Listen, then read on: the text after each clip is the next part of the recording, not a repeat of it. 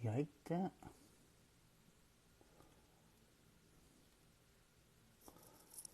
Étoile.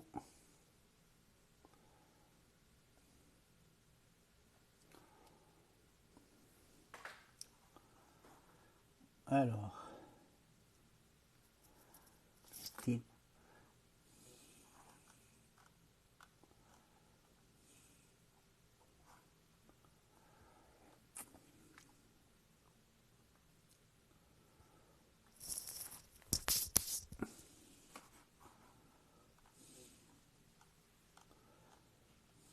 Bonjour.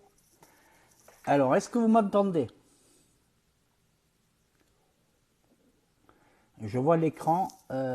Faites participer. Mais je me vois à l'envers là. C'est bizarre ça. Alors, où c'est que c'est? Tac. Je suis. Ah oui, c'est vrai que je me vois à l'envers. Qu'est-ce que c'est ça? Alors, hop. Voilà. Je me suis mis en vertical. Voilà. Problème avec la technique, alors que la dernière fois, j'étais en horizontal. Bon, pourtant, c'est un live direct. Bonsoir, Christian. Bonsoir, Don Diego, José. Christian Canu, c'est impeccable. Bonsoir, l'écran est à l'envers. Ça y est, c'est fait. Bon, mejor, Don Diego. Alors, dites-moi d'où vous me regardez, pour que je puisse voir un peu, faire les petites statistiques. Maribel Ferreira aussi, bonsoir. Bah, nous sommes 10, donc j'ai pris 2 minutes de retard là avec la technique. Donc nous... Ah oui, même plus, c'est 19h10 là. Voilà. Alors, dites-moi d'où vous venez. Montréal, Canada. Ah, très bien. Bonsoir José. Oui, c'est... Bonsoir Mireille. La Teste. Très bien. Comment allez-vous? Voilà. Ça change, le temps change depuis la Costa de la Luz. Hein, voilà. Amina Mesli veut participer à votre vidéo, mais vous n'avez qu'à rentrer. Voilà, il suffit de rentrer dans le groupe. Chambéry, Fred, ok, Belgique, Maribel, Ferreira. C'est un nom d'origine portugaise, ça je crois. Hein. Agen, ah, mais vous êtes proche. France pour l'instant et bientôt Villajoyosa. Ah oui, très bien. Costa Blanca, avec les fameuses maisons colorées de Villajoyosa. Bon, nous sommes 13. On attend qu'il y ait à peu près une vingtaine de personnes hein, pour démarrer le live. Voilà, Amina, Mesli, bonsoir José, Louis, bonsoir tous, Chambéry. Alors, vive Chipiona, oui, je ferai, merci Madame Beltra Constant Mireille. Oui, elle a été cliente, elle est en train d'aménager sur la Costa de la Luz, un petit village charmant, Chipiona. Par contre, pour les puristes, il faut vraiment parler espagnol dans ce lieu-là.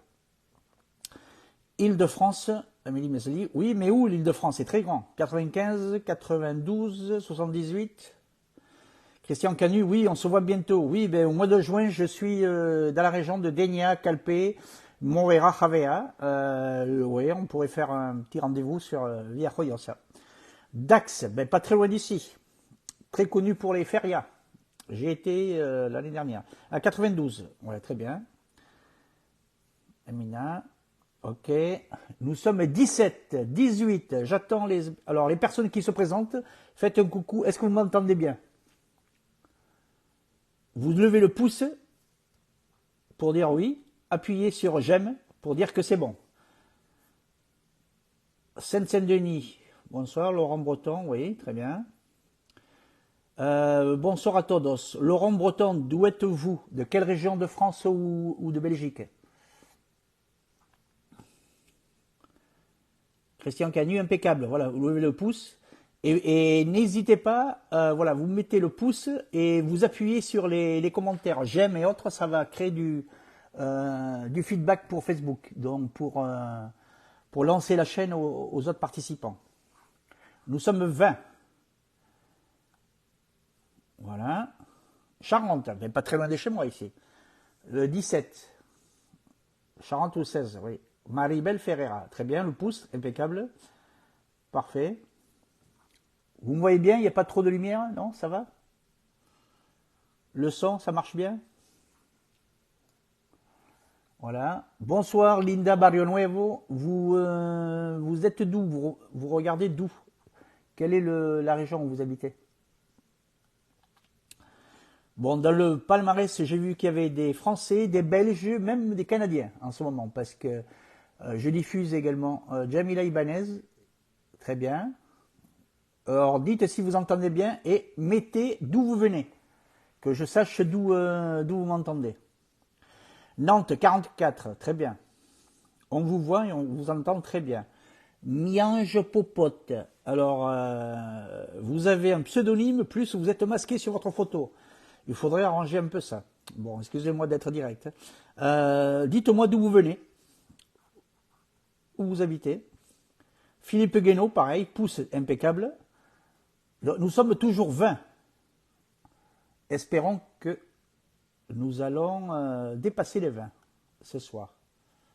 Bon, sachant que ce live sera également enregistré et sera diffusé sur la chaîne Facebook, mais sur la nouvelle chaîne YouTube que je suis en train de relancer à fond.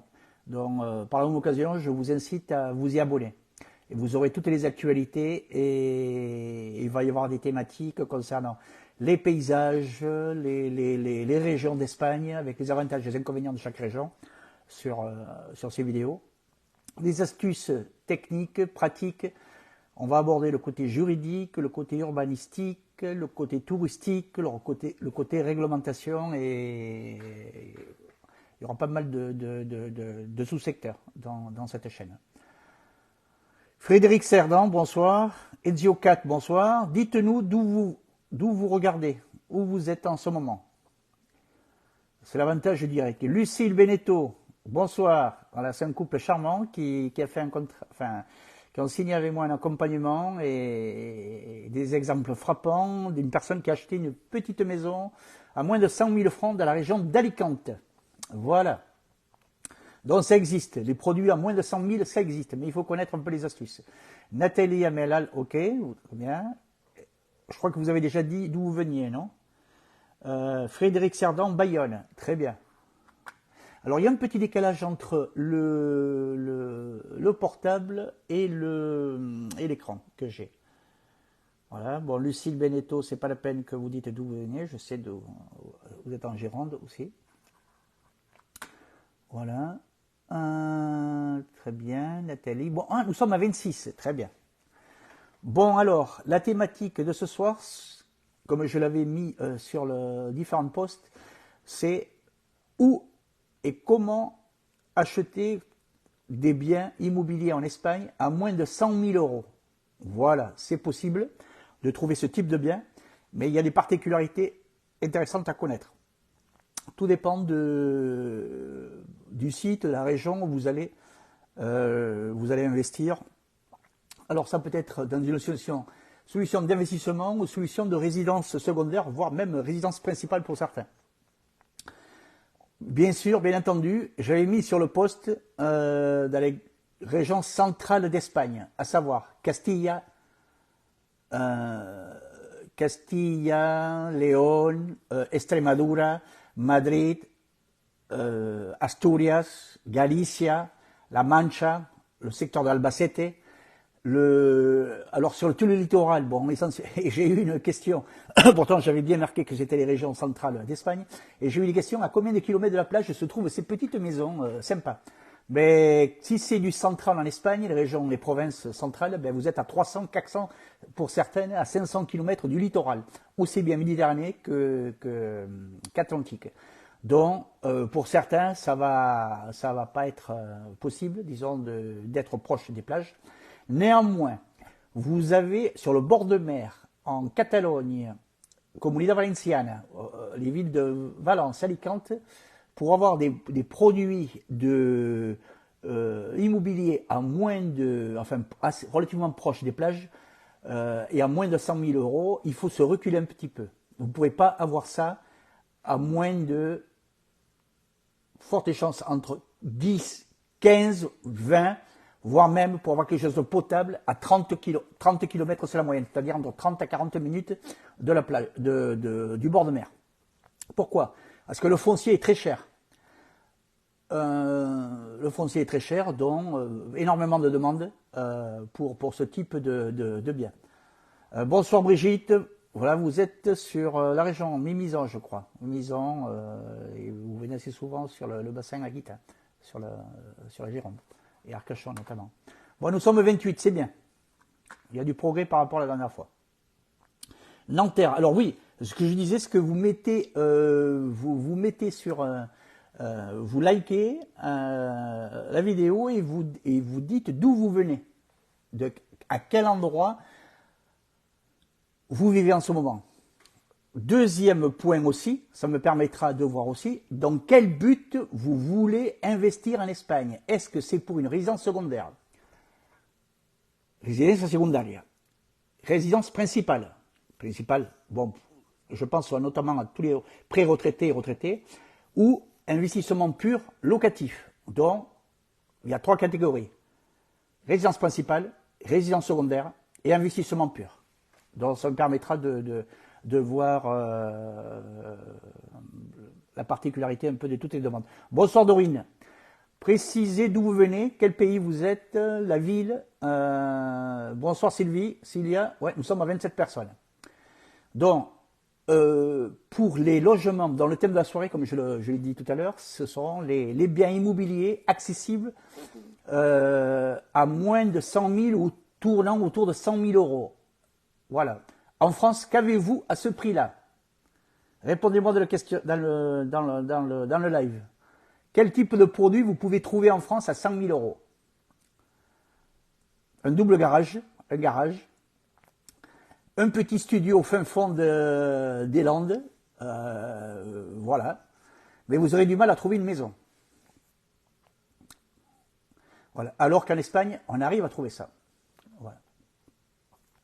Alors, particularité. Je l'avais bien précisé, l'Espagne est découpée en 17 régions.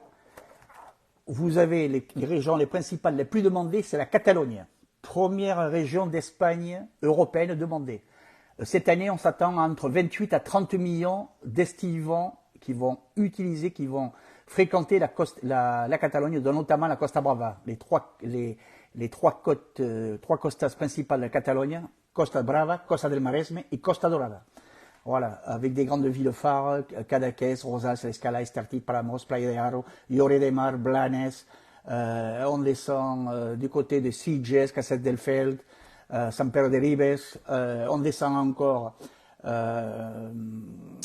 vous avez au nord Salou, Cambrils, Miami Playa, Hospitalet de l'Infante, Almeida de Mar, San Carlos de la Rapita. Voilà, et là c'est la frontière de la Costa Dorada. Donc vous voyez, le littoral espagnol catalan est très long. Depuis les côtes escarpées de la Costa Brava, Cap Creus, du côté qui est superbe, du côté de Cadaqués, du côté de Puerto de la Selva, magnifique. Par contre, à 100 000 euros sur ces côtes-là, vous ne trouverez rien. Si ce n'est un garage ou un petit 2 pièces à délabrer ou avec des travaux de restructuration.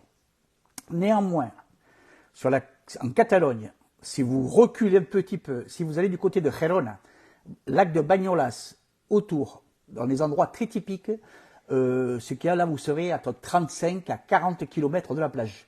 Là, vous pourrez trouver des habitations dans les alentours de 100 000 euros, bon, certes des appartements, et des petites maisons, ce qu'on appelle les fincas ou casas rurales, les maisons rurales.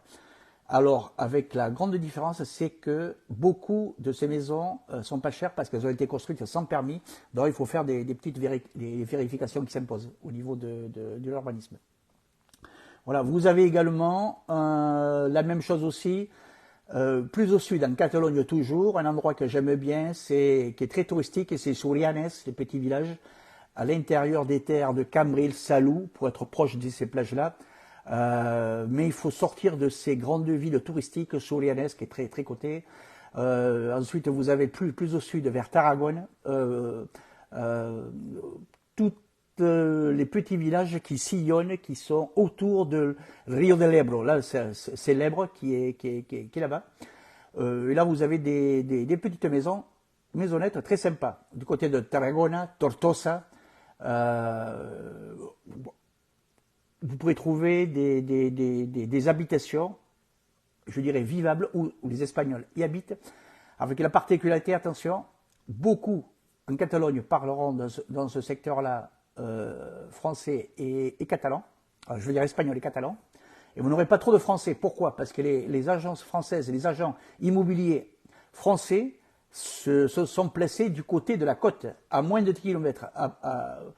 Plus loin, il y en a très très peu, c'est rarissime. Donc, obligation de savoir parler ou l'espagnol ou le catalan si vous restez en Catalogne. Et la même chose pour Alicante, la région d'Alicante, la même chose pour la Costa del Sol, l'Andalousie et tout ça. Et si vous allez au centre, dans les régions centre de l'Espagne, obligation de parler l'espagnol. L'espagnol perfecto. Pourquoi? Parce que c'est normal. À part, bon, il y a deux ou trois sites, Toledo, Madrid, Segovia, qui sont assez touristiques, Séville, l'Andalousie, Malaga, Jerez, où on peut trouver quelques agences parlant un peu le français. Sinon, vous serez obligé de connaître et de comprendre tous les mots techniques en langue espagnole. Déjà, il faut maîtriser la langue, plus toute la terminologie du lexique. Casa rural, casa con de apero, teresa cubierta, no cubierta, fossa, enfin, il y a beaucoup de terminologie à connaître. Entresuelo, herramienta, aislante, oui, bon, ça c'est, on parle de tout ce qui est isolation et autres, pour voir un peu l'infrastructure du bâti qu'il faut bien maîtriser. Donc, les maisons que j'ai présenté en exemple sur un post, j'ai eu beaucoup de retours. Toutes ces maisons que vous avez vues, elles sont dans la région d'Extremadura, c'est-à-dire au nord de l'Andalousie et en dessous de Madrid, Toledo. Voilà, Extremadura, vous notez. Dans les villes de Cáceres, Mérida, voilà, et Badajoz. Et à droite, à Castilla, c'est le pays de Don Quichotte, Ciudad Real. Donc, si vous avez une carte, je vous la mettrai également dans le guide qui sera joint suite à ce live. On peut se rendre compte que là, vous êtes carrément au centre de l'Espagne. Donc, les plages les plus proches sont celles de l'Atlantique, la Costa de la Luz et ensuite la Méditerranée du côté de Costa del Sol, Costa d'Almeria. Donc, toutes ces régions-là, vous avez des grandes, on peut trouver même des grandes maisons pour faire ce qu'on appelle des chambres d'hôtes à des tarifs exceptionnels. Le côté authentique, sachant que l'Espagne est en train de promouvoir ce tourisme-là, tourisme rural, et il sera plus facile d'avoir une licence touristique dans ces coins-là, par rapport aux grandes villes où les tensions avec la nouvelle loi, il y a une double loi, la loi de location réglementaire concernant les locations touristiques, où là il faut obligation d'avoir la licence touristique, et plus la nouvelle loi, la Ley de Vivienda, pour les locations longue durée, qui est en pourparlers, qui va peut-être sortir. C'est une démarche, disons, que le gouvernement est en train de faire là pour avoir des votes au niveau politique. Bonsoir Ludivine. Linda, Extremadura, c'est près de quelle grande ville? Ben, vous avez Cáceres, Mérida et Badajoz. Voilà, c'est le pays, bon, je connais très bien parce que c'est le pays de ma jeunesse. Ma mère était de là-bas. Et il y a un côté où c'est assez proche de la frontière portugaise. Et c'est là où il y a le meilleur jambon d'Espagne. El jabugo. El Huelva, los pedroches, ce qu'on appelle. Où là, vous avez le véritable el jamón de bellota. Voilà. Voilà. Pour ceux qui connaissent, est-ce que vous connaissez un peu la gastronomie locale là-bas sur place? C'est des sites, c'est des régions très peu connues, mais fantastiques. Qualité de vie top. Bon, c'est l'Espagne profonde, authentique. Et les prix sont vraiment intéressants. Oui, vous pouvez dire Linda. Bonsoir Carole. Voilà, une dame aussi qui me suit depuis quelques temps et qui a acheté sur la Costa de la Luz. Je vais faire bientôt un article du côté de Chiclana. Le problème sur Chiclana, bon, je l'avais évoqué dans un post, c'est que c'est une zone qui est très bien, vous avez de très très belles. Alors la Costa de la Luz, la particularité, c'est que vous avez des grandes plages de sable fin, comme les Landes, sans le problème du climat aquitain, c'est-à-dire, ben, c'est simple, il y a entre 8 à 10 degrés entre la France et l'Espagne de ce côté-là. Voilà. Hola José, muy bien, Carole. Très bien. Bon, on aura l'occasion de passer. Bon, l'inconvénient qu'a cette côte-là, enfin, c'est que on ne parle pas trop, c'est pas trop francophone. Pourquoi? C'est le tourisme national. Oui, c'est juste le paradis. Oui, c'est vrai. Ben, c'est une configuration un peu comme le Arcachon et en face le Cap Ferré, c'est-à-dire pourquoi? Parce que c'est pas trop urbanisé, c'est édification 2-3 étages maximum, et alors qu'ils ont dénaturé la côte du côté de la Costa Brava, Costa Dorada, Costa Blanca, notamment des villes telles que Benidorm, Calpe, Javea encore ça reste correct. Des villes où le tourisme un peu bas de gamme et où ils développent énormément, Santa Pola, du côté de Torrevieja aussi, où c'est vraiment peu particulier. Par contre, il y a de la demande, c'est vrai. On en reparlera après, concernant les tarifs aussi. Là, on peut trouver des appartements à moins de 100 000 euros du côté de Torrevieja. Torrevieja, du côté d'Orihuela, du côté de, moi je conseille un peu plus à l'intérieur des terres, des maisons vers Elche, Catral, Dolores. Par contre, précaution, beaucoup de maisons illégales, elles ont été construites dans les Français, ils sont Lisbonne ou accueillis, acceptés dans ces régions. Oui, il n'y a pas de problème. Le français est très bien accepté. Bonsoir Muriel. Chiclane, il y a beaucoup de Bordelais installés, maison apparemment très vite en immersion. Ben oui, depuis que j'ai fait le groupe, je sais qu'il y a eu pas mal de Bordelais qui ont pris des idées, qui sont partis là-bas. Oui. Elche, très bien Christian. Oui, ça c'est la Costa Blanca, à l'intérieur des terres de la Costa après Alicante. Là vous trouvez aussi des biens intéressants avec la fameuse palmeraie d'Elche, le palmier à 5 branches. Par contre, c'est toujours pareil, c'est les villes où il faut savoir parler impérativement l'espagnol. Là-bas, c'est Lérida, oui, c'est Lleida. C'est la Catalogne, entre la Catalogne et l'Aragon. On rentre un peu plus à l'intérieur des terres. C'est une région de agronomes, beaucoup de vergers, prunes, abricots, voilà, avec les avantages et les inconvénients de ces villes-là.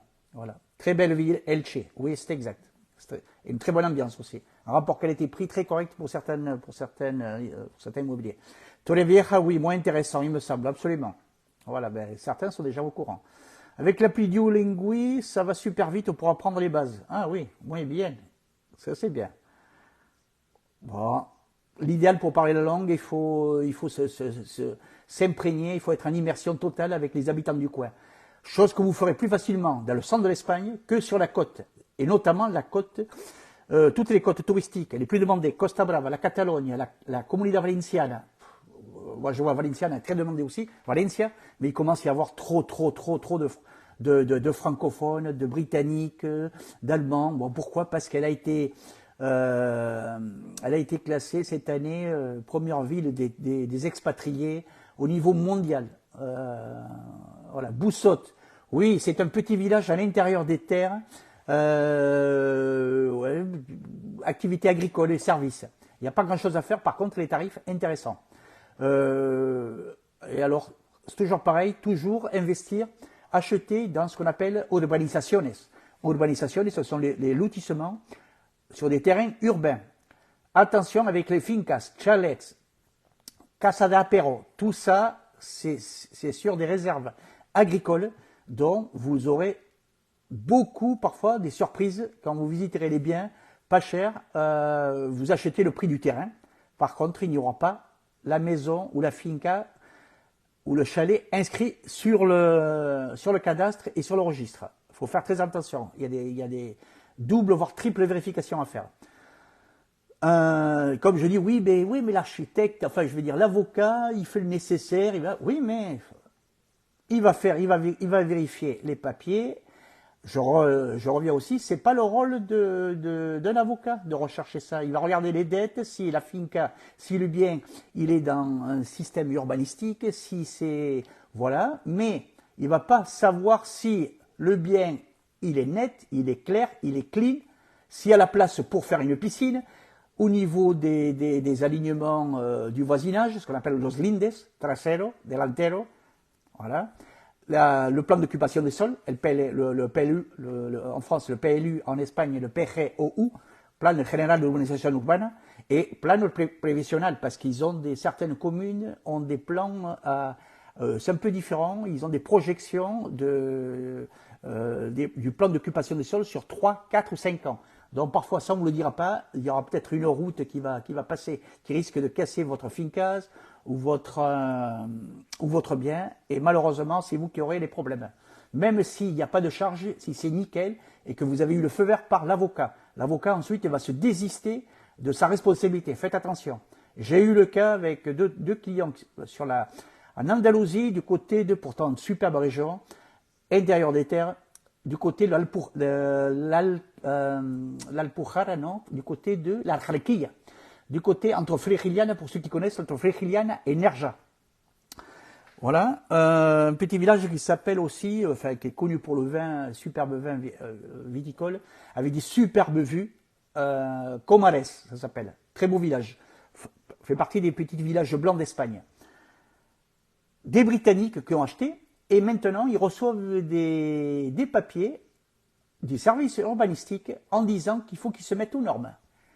Le problème qu'il y a, c'est que vous achetez une maison, la finca, elle n'a pas été déclarée, dont certains propriétaires ont fait le nécessaire, ils ont voilà, placement immobilier, colocation, on en parlera après, Christian.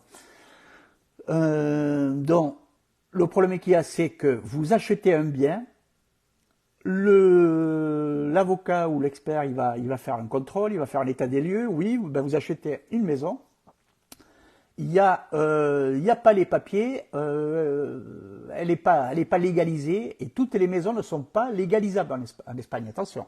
Alors, qu'est-ce que c'est une maison légalisée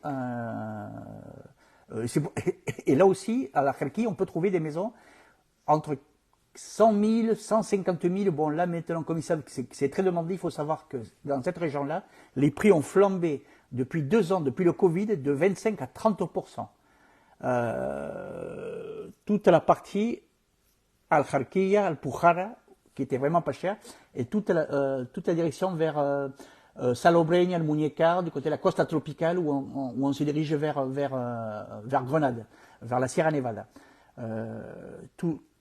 Toute cette côte-là a pris 25 à 30%. Pourquoi? Parce que beaucoup de Britanniques ont acheté il y a 20 ou 30 ans, et maintenant certains vendent à cause du Brexit, mais aussi parce qu'ils ont reçu des courriers des municipalités en disant de se mettre Vera. Oui, Vera, c'est sur la Costa Tropicale, Finca vers El Moro, vers du côté de comment on appelle ça, là où il y a le Cabo de Gata, voilà, vers l'intérieur des terres, qui est très joli, mais par contre, s'arrêter à Vera, parce qu'au nord, c'est Almeria, et là, j'aime pas, c'est Netflix a fait une série, là, c'est la région des serres, du plastique, ils appellent ça, la plastique. Voilà, Extremadura, moi, je vous conseille sans hésiter, Extremadura. Voilà, c'est pas parce que ma mère était de là-bas, c'est parce que c'est une superbe région. Sachant que, certes, vous n'avez pas la mer, mais vous avez des lacs, vous avez des pantanos, vous avez des surfaces nautiques assez intéressantes dont vous pouvez vous y baigner. Et l'avantage qu'il y a, c'est que vous pouvez avoir une maison avec piscine. Voilà. Bon, là, par contre, il faudra augmenter un peu plus le budget. Toutes celles que j'ai montrées, entre 80 et 100 000 euros, on peut trouver Extremadura, vers aussi du côté de Castilla, donc Cáceres, Mérida, Badajoz, et avec piscine, vous pouvez en trouver de très bien à partir de 150 000 euros à 180 000 euros. Donc c'est quand même intéressant. Vous voyez, ça n'empêche qu'il faut toujours faire les vérifications urbanistiques au niveau des surfaces, au niveau, quand il n'y a pas la piscine, si c'est une maison qui est inscrite sur un terrain, bon, si c'est une maison mitoyenne, il n'y aura pas de problème. Alors, il n'y a pas de problème. Par contre, il y a énormément de maisons qui se vendent où on peut faire des bons coups d'éclat, si on peut dire, des bonnes opportunités. Du côté de l'Extremadura aussi et le nord de l'Andalousie. Pourquoi? Parce que dans les vieux villages, vous avez beaucoup de caserons, des grandes maisons de maîtres où les propriétaires viennent à décéder et les enfants pratiquement habitants dans les grandes villes telles que Séville, telles que Toledo, Badajoz, Madrid, vendent ces biens-là. Et vous pouvez avoir de grandes maisons pour vraiment pas cher. Là, je suis avec un client. On est en train de finaliser une opération du côté de Mérida. Écoutez-moi bien, une maison de 6 chambres, 300 mètres carrés, tout ceci pour 160 000 euros. Voilà, il n'en revenait pas. Voilà, c'est les prix. Bon, par contre, il va en faire son usage personnel. Chambre d'hôte, une partie qu'il va lui utiliser à titre privatif, et et les autres chambres, il va les mettre en chambre d'hôte. Sachant que le critère de chambre d'hôte en Espagne, c'est pas comme en France, vous n'êtes pas limité au nombre de chambres. En France, vous êtes limité à 5 chambres. En Espagne, vous pouvez avoir 10 chambres. Et vous êtes considéré comme casa rural de hospedero, où vous avez des normes plus souples à ce niveau-là que la France. Voilà. Bon, pour l'accompagnement aussi, je pourrais vous assister également pour rendre touristique, entre guillemets, habitable une maison, une castellone, ce qu'on appelle. Castellone, c'est une maison de maître. Donc, vous voyez, ça fait partie du lexique que je fournis dans mes accompagnements 1 et 2. Bon, le 3, non, parce que c'est moi-même, donc je connais toutes les terminologies. Mais pour vous, ça vous permettra de savoir comment rechercher les biens à travers les sites. Bon, le plus connu, c'est Idealista, Fotocasa, Bitaclia.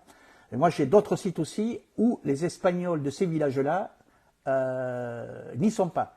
Bon, en plus, j'ai des réseaux privés qui fait que j'ai des contacts, j'ai des biens qui ne sont même pas sur ces sites-là. Ils sont pas diffusés comme déjà il y a déjà du monde dessus.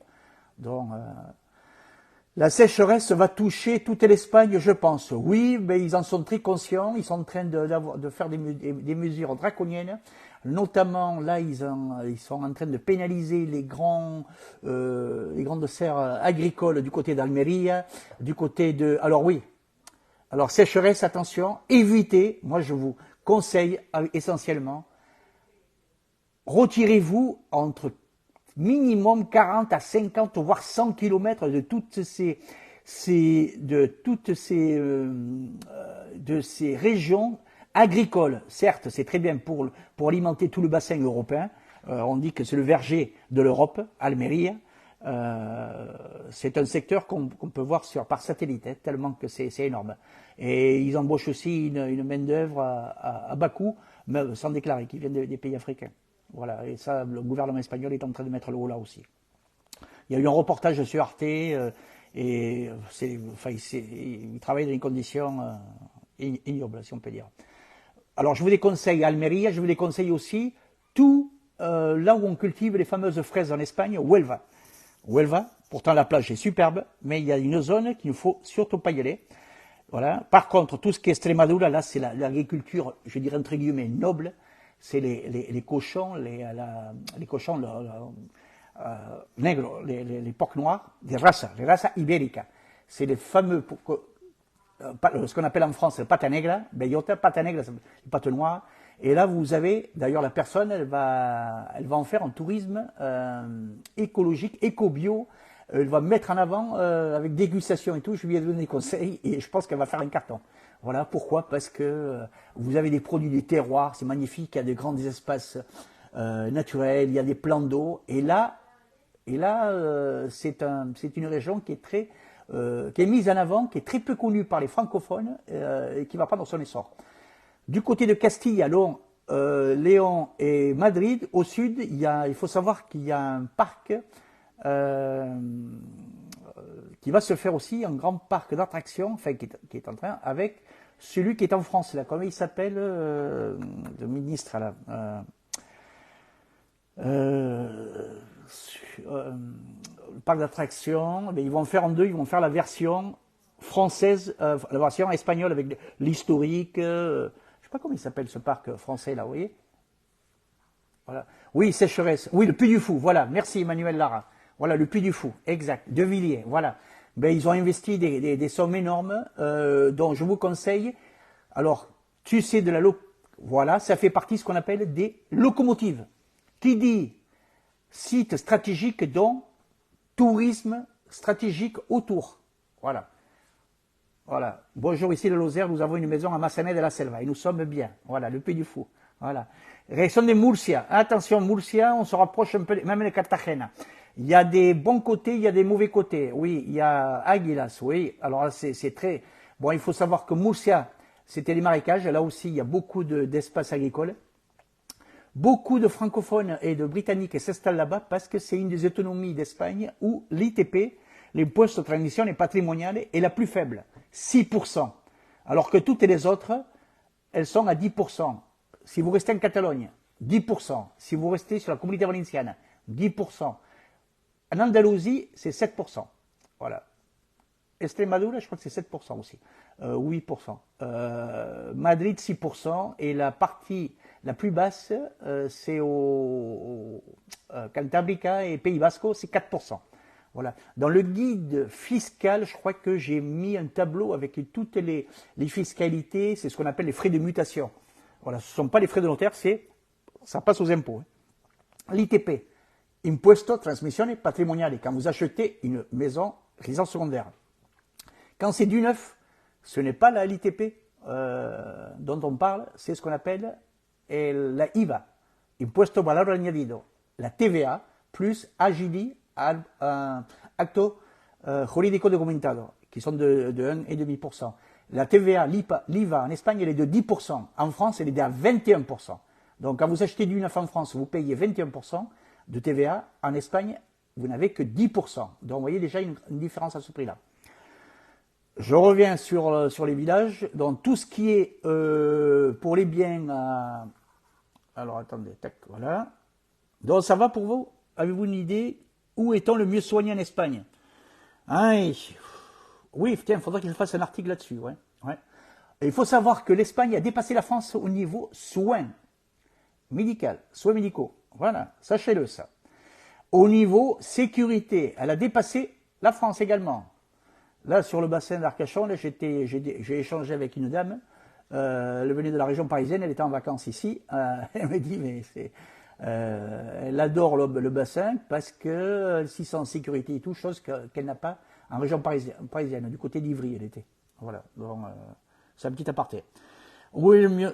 Alors, bien sûr, il faut être proche des grandes métropoles, à savoir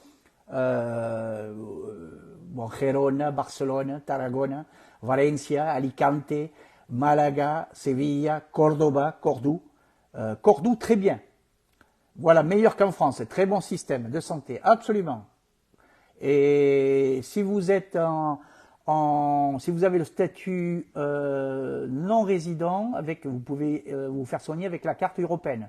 Donc voilà. Et si vous voulez être résident par la suite, pendant 6 mois, vous pouvez vous faire soigner. Ensuite, il faudra régulariser tout ça et prendre une assurance privée. Voilà, sachant que tous les frais, vous avez l'hôpital public, l'hôpital privé en Espagne aussi. Bon, ça fera l'objet de notre live.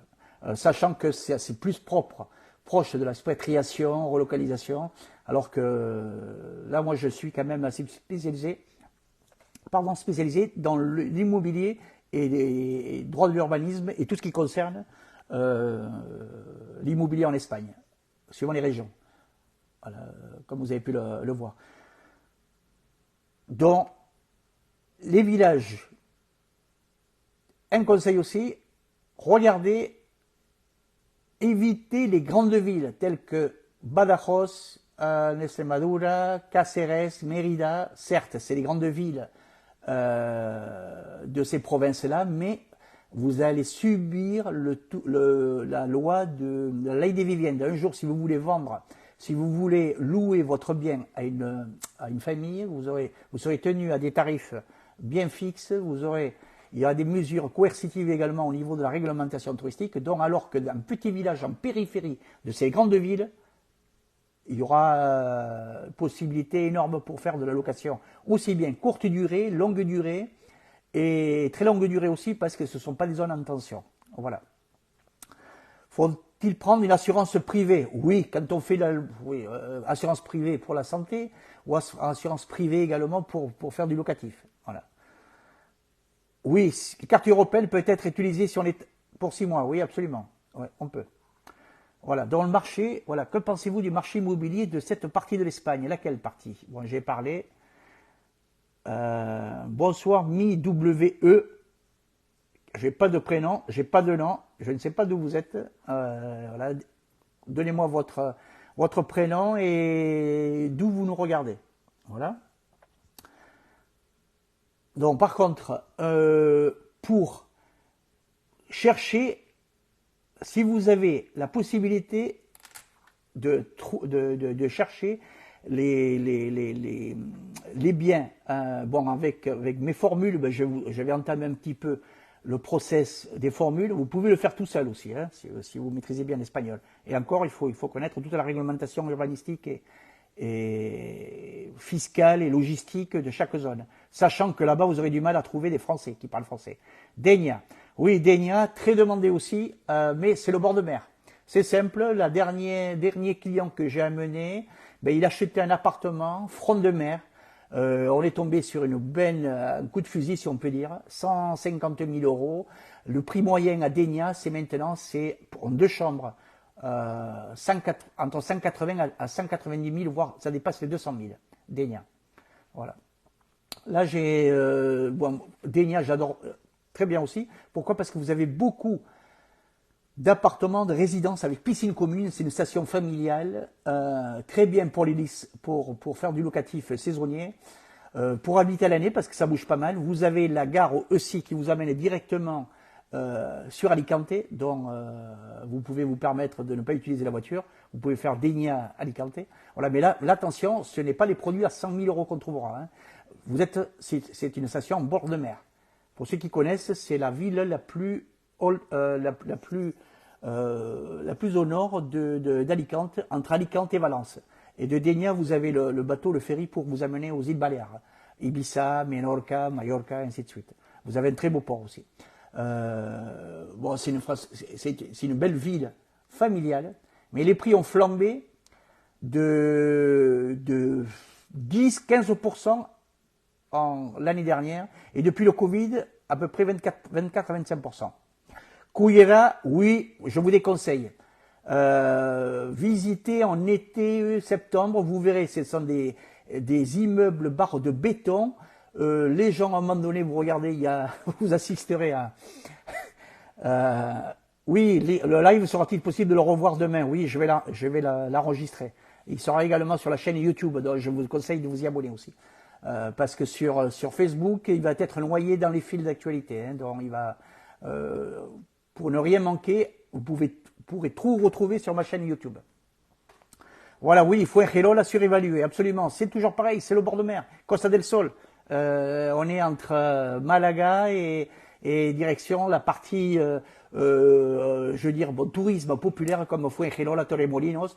Ensuite, la jet set du côté de Mijas, Estepona, Benalmádena. Voilà, avec ensuite Sotogrande, là on se dirige vers le détroit de Gibraltar, où là c'est le tip top, c'est là où vous avez les gens qui jouent au polo, c'est un peu la Californie de la Costa del Sol. Bon, c'est même pas la Costa del Sol, c'est la Costa, ça fait partie de, oui, c'est la Costa del Sol, mais côté andalouse, côté des provinces ça appartient à Cadix, voilà. Non, alors Cullera, vous avez quoi? Il y a une grande montagne, Cullera, c'est à la sortie de Valencia, avant Gandia, avant Dénia, Javea, Morella, Bellinza, Calpe, Altea. Cullera, la particularité, vous avez, bon, très fréquenté par la clientèle espagnole, donc beaucoup de madrilènes en été, et beaucoup de buildings de 8, 10, 12 étages en bord de mer. Donc vous verrez les gens en fin d'après-midi, quand le soleil se couche, prendre la serviette et ils sont rapprochés de la mer. Pourquoi? Pour chercher le soleil. Et oui, parce que les immeubles ils sont tellement hauts que le soleil se cache derrière ces immeubles. Voilà. Si vous allez visiter le matin, vous ne le verrez pas ça, mais si vous allez le visiter l'après-midi, vous risquez d'être surpris. Donc, faire attention. Et notamment en hiver. En hiver, vous aurez ce phénomène bien plus accentué. Voilà. Les prix montent en ce moment en Espagne. Oui et non. Comment vous dire, tout le littoral, ça se maintient et ça continue la flambée. Pourquoi? Parce que les 3/4 des francophones étrangers nord-européens achètent sur la côte cash, pratiquement pas de prêts bancaires. Là où vous avez des baisses de prix intéressantes parce que la BCE a augmenté ses tarifs, aussi bien en France qu'en Espagne, un peu partout dans tous les pays européens.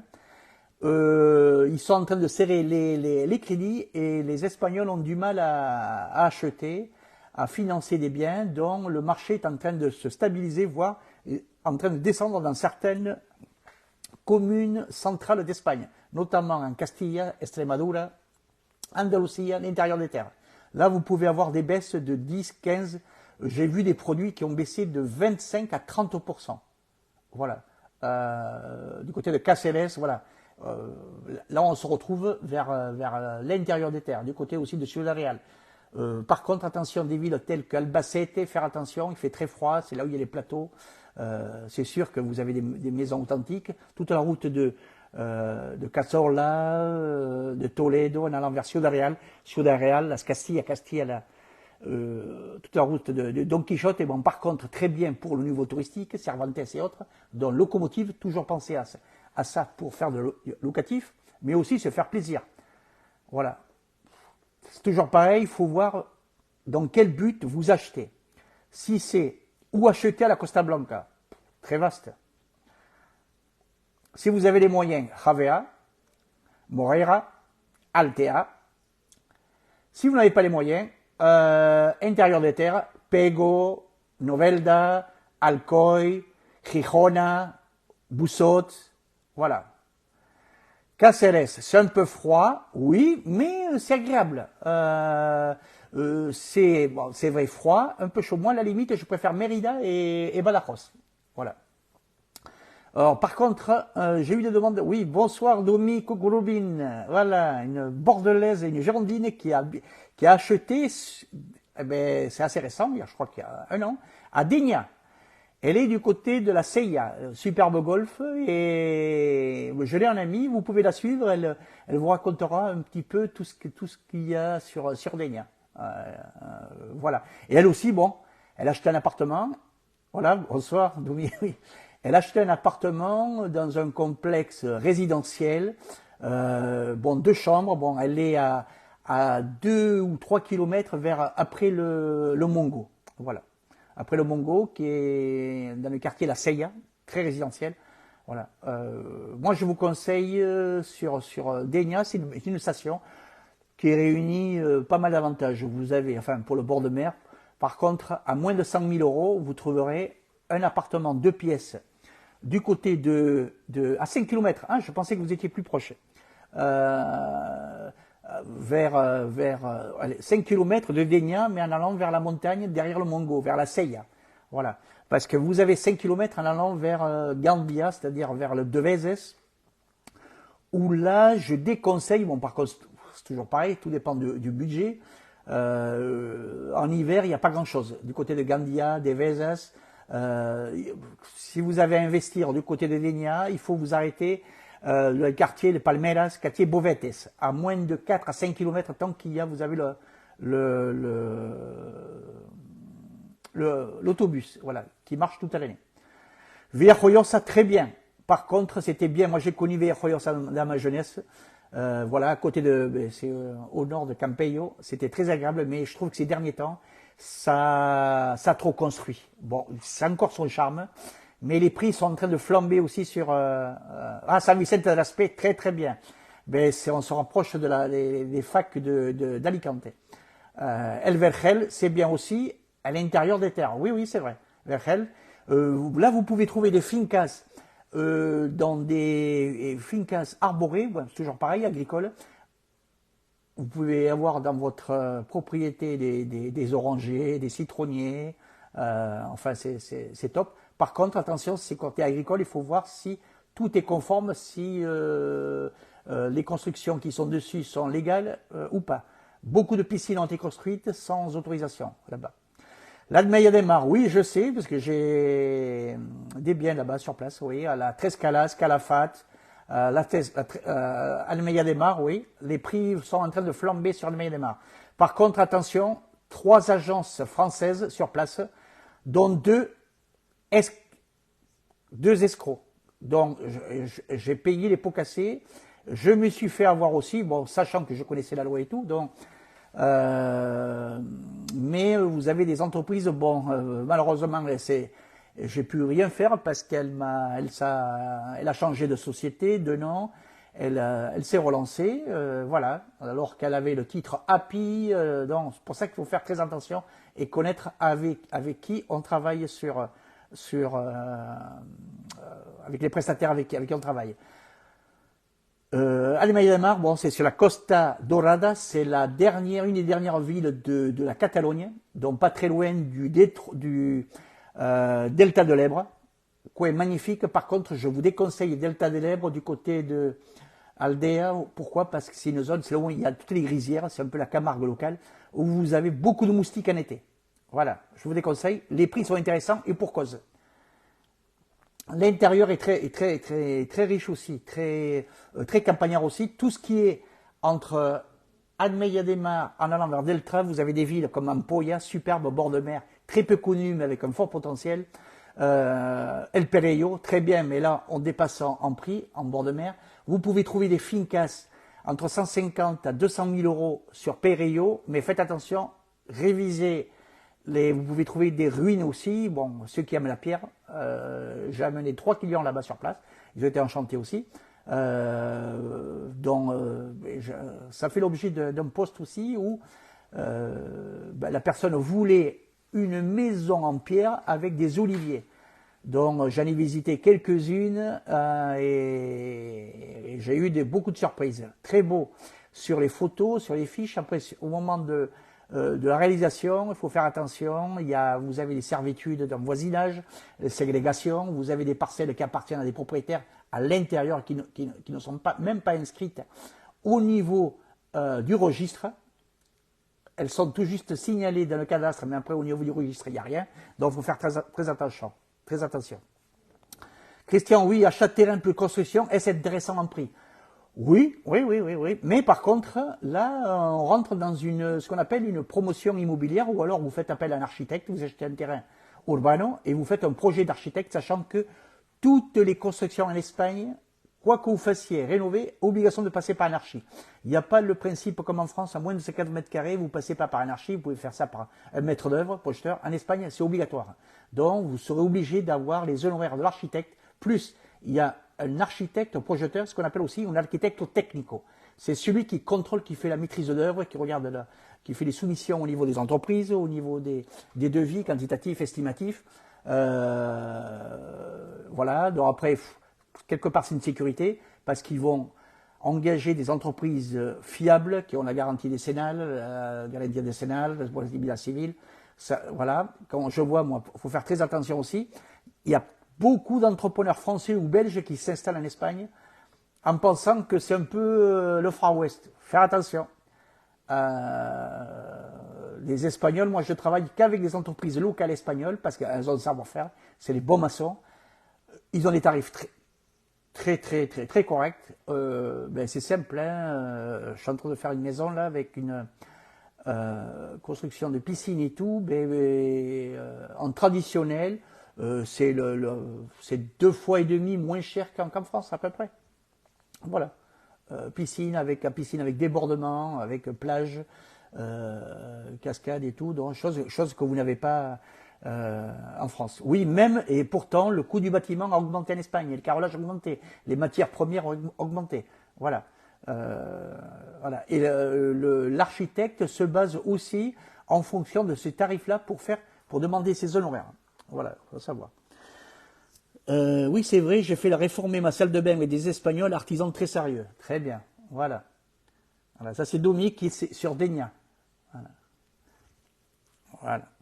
Bon, c'est vrai, bon, il faut savoir que tout ce que vous faites en France, bon, il faut savoir aussi que les grandes chaînes françaises de travaux, de matériaux tels que Leroy Merlin, les Rhein-Weidling, se sont installés en Espagne. Bon, bien sûr, ils font appel à des fabricants espagnols. Donc, l'Espagne étant le pays par excellence des matériaux, carrelage, menuiserie magnifique, Venice, Porcelanosa, tout ce qui est climatisation, c'est top, c'est au point. Tout ce qui est fenêtre, ils font ça avec des technologies allemandes, Schuco, Kommerling. J'ai pas vu de produits français, Technal, tout ça, ça n'existe pas. Donc des produits haut de gamme, mais là on parle vraiment de la maison standing, nouvelle construction qu'on peut rencontrer sur le littoral, Javea, Moreira, Benissa, Calpe, où vous avez des villas qui sont magnifiques. Bon, elles ont un certain prix, certes, mais des maisons comme ça, construites en France, ça vaudrait une fortune. Voilà. Voilà. Le roi Merlin est absolument partout, c'est vrai. Lorraine Merlin, bon, il n'y a pas que, il y a le roi Merlin, Alcampo, Auchan, Carrefour, Plica, Leclerc, j'ai même vu Leclerc. Mais ça fait l'objet d'un post où j'ai mis de l'essence ou du gasoil à un prix dérisoire par rapport à la France, quoi. J'étais à 1,30 alors qu'en France on frôlait les 2 euros à l'époque. Obramat, oui. Bon, après, il y a des matériaux. Après, il y a l'équivalent de Gédimat, POMP, en Espagne aussi. C'est-à-dire, c'est des matériels et des constructions que vous trouverez. Par exemple, sur la Costa de la Luz, à part Jerez ou Sevilla ou Malaga, où vous trouverez les Leroy Merlin, dans ces coins-là, les Leroy Merlin n'existent pas. Donc, voilà. Voilà, oui, c'est vrai, il y a tout, ouais, exact, oui, au niveau des matériaux. Et bien sûr, vous prendrez aussi tous les matériaux, tout ce qui est céramique, tout ce qui est, pas la robinetterie, oui, il y a de l'espagnol aussi, mais tout ce qui est éléments pour les salles de bain, les lavabos, les bidets, les éléments de cuisine, tout est espagnol. Vous avez les grandes usines du côté de Valencia, Novelda, les grandes sociétés de carrelage, elles sont du côté de Castellón de la Plana. Vous avez du carrelage porcelonais. C'est simple, vous regardez, vous fréquentez le magasin en France, c'est comme ça que j'ai pu faire ma maison à l'époque où j'ai fait pas mal d'économies. J'ai importé du carrelage d'Espagne Porcelanosa, ben c'était simple, c'était au tiers du prix de la boutique française. Vous voyez ? Voilà, oui, il y a des vendeurs français, ben oui, parce que pour ceux qui ne parlent pas espagnol, mais c'est rare. Oui, attention, Domi. Là, vous parlez de Leroy Merlin d'Egna du côté de Elvergen, à l'envers Benissa. Si vous allez du côté de Leroy Merlin Jerez ou Leroy Merlin Sevilla, vous n'aurez aucun français. Tout espagnol. Attention. Voilà, très dur pour le placo, c'est normal. Le placo, c'est un produit français. Le BA13, tout ça, c'est Lafarge. En Espagne, c'est el yeso, à la main. Yeso empotrado, tout ce que vous pouvez voir dans l'architecture islamo, disons, mort, andalou, dans le côté en Andalousie, on travaille encore à la chaux et au plâtre, à l'ancienne. Donc, taloche, voilà. Et là-bas, vous n'avez pratiquement pas de placo plâtre. BA13, ils ne connaissent pas. Voilà. Très dur pour le placo, voilà, oui, exact. Donc, c'est quand même ce qu'on appelle l'artisanat encore espagnol. Et croyez-moi, il y a de très bons artisans. Notamment, on peut le voir aussi dans la ferronnerie. Alors, l'avantage qu'il y a dans ces régions, c'est au niveau culturel aussi. Vous avez, j'ai eu des demandes. Mais pourquoi les maisons en Espagne ont des barreaux aux fenêtres? Pourquoi il y a de la ferronnerie? Est-ce que de suite, ça incite au vandalisme? Oui, certes, c'est vrai qu'il y en a. Il y en a un peu, il faut le dire. Mais c'est avant tout un élément de décoration, d'adorno. En Andalousie, les gens laissent ouvert ça permet de l'aération, ça permet de voir les gens de l'intérieur vers l'extérieur, donc Et en fonction, vous avez des magnifiques maisons avec un superbe ferronnerie. Voilà, ce qui permet de donner du cachet à ces maisons. Voilà. Et ce n'est pas essentiellement, bon, certes, oui, c'est devenu un élément de protection, mais il n'y a pas que ça. Voilà. Voilà. Donc, pour les maisons, je reviens, bord de mer, si vous voulez, bon, vous avez la Grande Catalogne, Lleida, comme vous avez dit, Lleida, c'est très bien, Teruel, très bien, toutes les villes à l'intérieur des terres, qui sont fréquentées par les Espagnols, là, vous pouvez, oui, pourquoi les WC sont souvent dans les salles de bain? Elles sont intégrées, c'est la culture espagnole, c'est comme le bidet. Et le bidet, el aseo, voilà, c'est comme ça.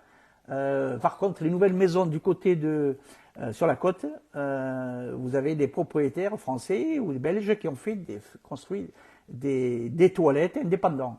Quoique, il existe aussi des maisons où vous avez souvent une pièce d'eau principale, salle de bain avec baignoire et toilette, il y a même parfois un bidet, ou baignoire ou douche. Bon, certains enlèvent la baignoire maintenant et mettent une douche italienne. Et vous avez, quand c'est une deuxième, ils considèrent ça comme une deuxième salle de bain. Non, c'est une toilette, un WC avec un lave-main. Un lave-main, ce qu'on appelle un lave-main. Voilà. Mais c'est question de culture. Hein. Quelques mots sur Palma de Mallorca. Oui, on pourrait faire encore un speech sur Palma de Mallorca, sur Menorca, sur Ibiza. Très bien, très touristique. Par contre, si vous voulez faire de la location touristique dans ces grandes villes, aussi bien les îles Baléares que les îles Canaries, cuidado, attention. Pourquoi? Lobby très fort des hôteliers. Ils sont en train de mettre le haut là à toutes les locations touristiques, arrendamiento turístico.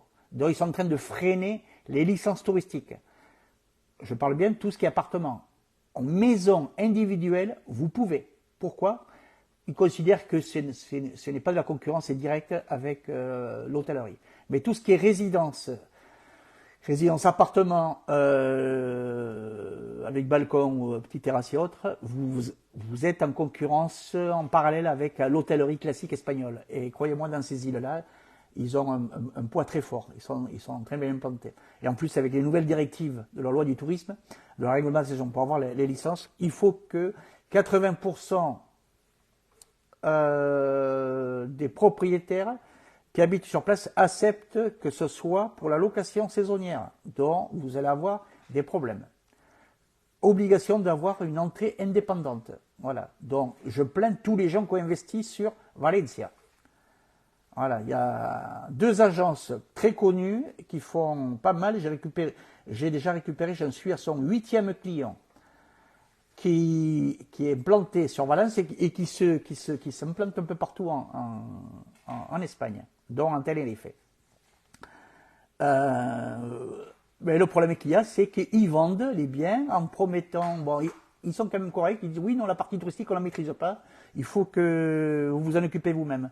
Bon, toujours est-il qu'ils ne vont pas au fond des choses. Pourquoi? Parce qu'ils sous-traitent la partie avocate, et enfin le côté avocat, le côté gestion, mais ils négligent le côté urbanistique. Et malheureusement, ou heureusement pour moi, parce que j'ai cette compétence-là, il faut connaître la législation urbanistique pour avoir une licence touristique. Pourquoi? Critères de surface, critères d'éléments de confort, critères d'éléments techniques. Pourquoi? Parce que le gouvernement espagnol veut aussi donner un minimum de confort.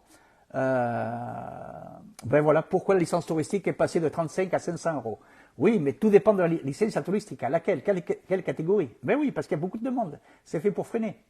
Voilà. Et obligation aussi de passer par un architecte technique pour avoir licence touristique. Il faut qu'il y ait le feu vert de la compatibilité avec la mairie, plus la région, plus la résidence, plus l'assemblée des copropriétaires. Voilà. Besoin de licence pour la colocation. Si c'est une colocation touristique, oui. Si c'est une colocation étudiante, non. Là, on rentre dans les bails, les baux de arrendamiento de corta temporada. Ben justement, la personne, il y a des clients qui sont passés, enfin qui ont acheté à travers un couple de jeunes qui ont investi sur Denia. Pourtant, Denia, ils ont acheté un super appartement, Mais le problème qu'il y a, c'est que l'appartement ne rentre pas dans les critères des surfaces minimales, ben, ils ne peuvent pas avoir de licence touristique. Ils ont eu la négative. Voilà. Donc maintenant, ils cherchent. Bon, ils ont fait appel à mes services. Je leur ai donné des possibilités, des tuyaux, dont ils peuvent le louer à des étudiants ou à des retraités courte durée. Il faut qu'ils louent ça minimum un mois. Voilà. Il y a des possibilités aussi pour l'avoir. Bon, là, on s'écarte un peu de la thématique d'aujourd'hui où c'était 100 000 euros. Voilà. Voilà. Bon, bonjour, est-il difficile d'obtenir un prêt hypothécaire en Espagne? Oui, alors, très important. Prêt hypothécaire. En Espagne, on appelle ça préstamo hipotecario. Alors, si vous êtes résident espagnol, si vous êtes résident en Espagne, on peut vous prêter de 80, si vous avez un bon dossier, 80, si vous avez un très bon dossier, jusqu'à 90%, sans les frais. Si vous êtes non résident, on vous prêtera 70% de la valeur des taxations, de la valeur que la banque va évaluer le logement. À savoir qu'ils envoient un tassador, comme TINSA, c'est les sociétés de taxation, qui généralement ce sont des sociétés où il y a des architectes dessus, des peritos, des évaluations, des choses comme ça. Bon, j'ai le diplôme justement de peritages, qu'on appelle, donc je peux vous dire exactement combien coûte l'appartement. Bon, j'ai des tableaux avec les indices successifs. Concernant le logement, concernant avec les éléments de confort, il y a plein de critères. Et la banque sous-traite à ces sociétés de taxation pour donner une valeur. Imaginons que vous achetez, vous avez envie d'investir dans un bien. Bon, on va prendre un exemple concret. Sur 200 000 euros, par exemple, la banque peut vous prêter 70% si vous êtes non résident, mais 70% de la valeur des taxations. Elle envoie le tassador et me dit, ben, cet appartement, enfin, ce logement, cette maison, valeur tassado, elle est à 180 000. 180 000. Donc, ils vont vous prêter sur 180 000 et non pas 200 000 euros. Voilà. Par contre, il s'avère aussi que parfois, si le logement il est bien situé, il est dans un bon coin, ils vont dire, ben non, valeur taxation, 250 000, donc elle va prendre 80% de 250 000. Voilà, vous voyez un peu la différence? Non, le délai des prêts est très rapide en Espagne. Au bout de 10 jours, enfin au bout de même, il faut une simulation rapide si vous avez tous les éléments qu'il faut, les 3 bulletins de salaire, avec un bon portefeuille, un bon compte en banque, avec ce qu'il faut, il n'y a pas de problème. Les banques espagnoles suivent parce qu'ils prennent l'hypothèque sur le bien en Espagne. Voilà. Les banques en France, elles vous prêtent si vous avez un bien en France. Elles peuvent certains, si vous avez de bons rapports avec votre banquier, ils vous prêteront 80-90% de la valeur du bien à financer en Espagne en fonction de votre patrimoine en France, si vous avez des valeurs mobilières ou patrimoniales. Voilà. Très important aussi, les Espagnols prêtent beaucoup, plus rapidement en personne physique qu'en société. Vous pouvez monter une société en Espagne, una SL, Società Limitada, ou una société de patrimonio. Si vous investissez dans des sociétés de patrimoine, plus de 500 000 euros. En France, j'ai beaucoup de demandes concernant on peut investir en SCI, Société Civile Immobilière, concept sociétal français, adapté au marché français. Je suis en contact avec un avocat, maître Dimitri Boujard aussi. Pareil, bon, c'est un spécialiste pour ceux qui veulent investir en France. Je vous conseille de suivre sa chaîne. Elle est superbe, fiscaliste, bon, en LMP, loueur en meublé professionnel, loueur en meublé non professionnel, voilà. Quand je lui ai dit les pourcentages de rentabilité en France, il n'en revenait pas. Et oui, parce qu'en Espagne, je veux dire, en Espagne, il n'en revenait pas. Pourquoi? Parce que vous n'avez pas les charges fiscales que vous avez en France. Vous n'avez pas de RDS, vous n'avez pas de CSG. Bon, la taxe d'habitation, oui, ça c'est. Et l'IBI, ils n'ont pas non plus. Et l'IBI, c'est l'équivalent de la taxe foncière. Bon, là, on parle un peu au niveau fiscal. Ça concerne aussi même les biens qui sont sur le territoire espagnol au centre.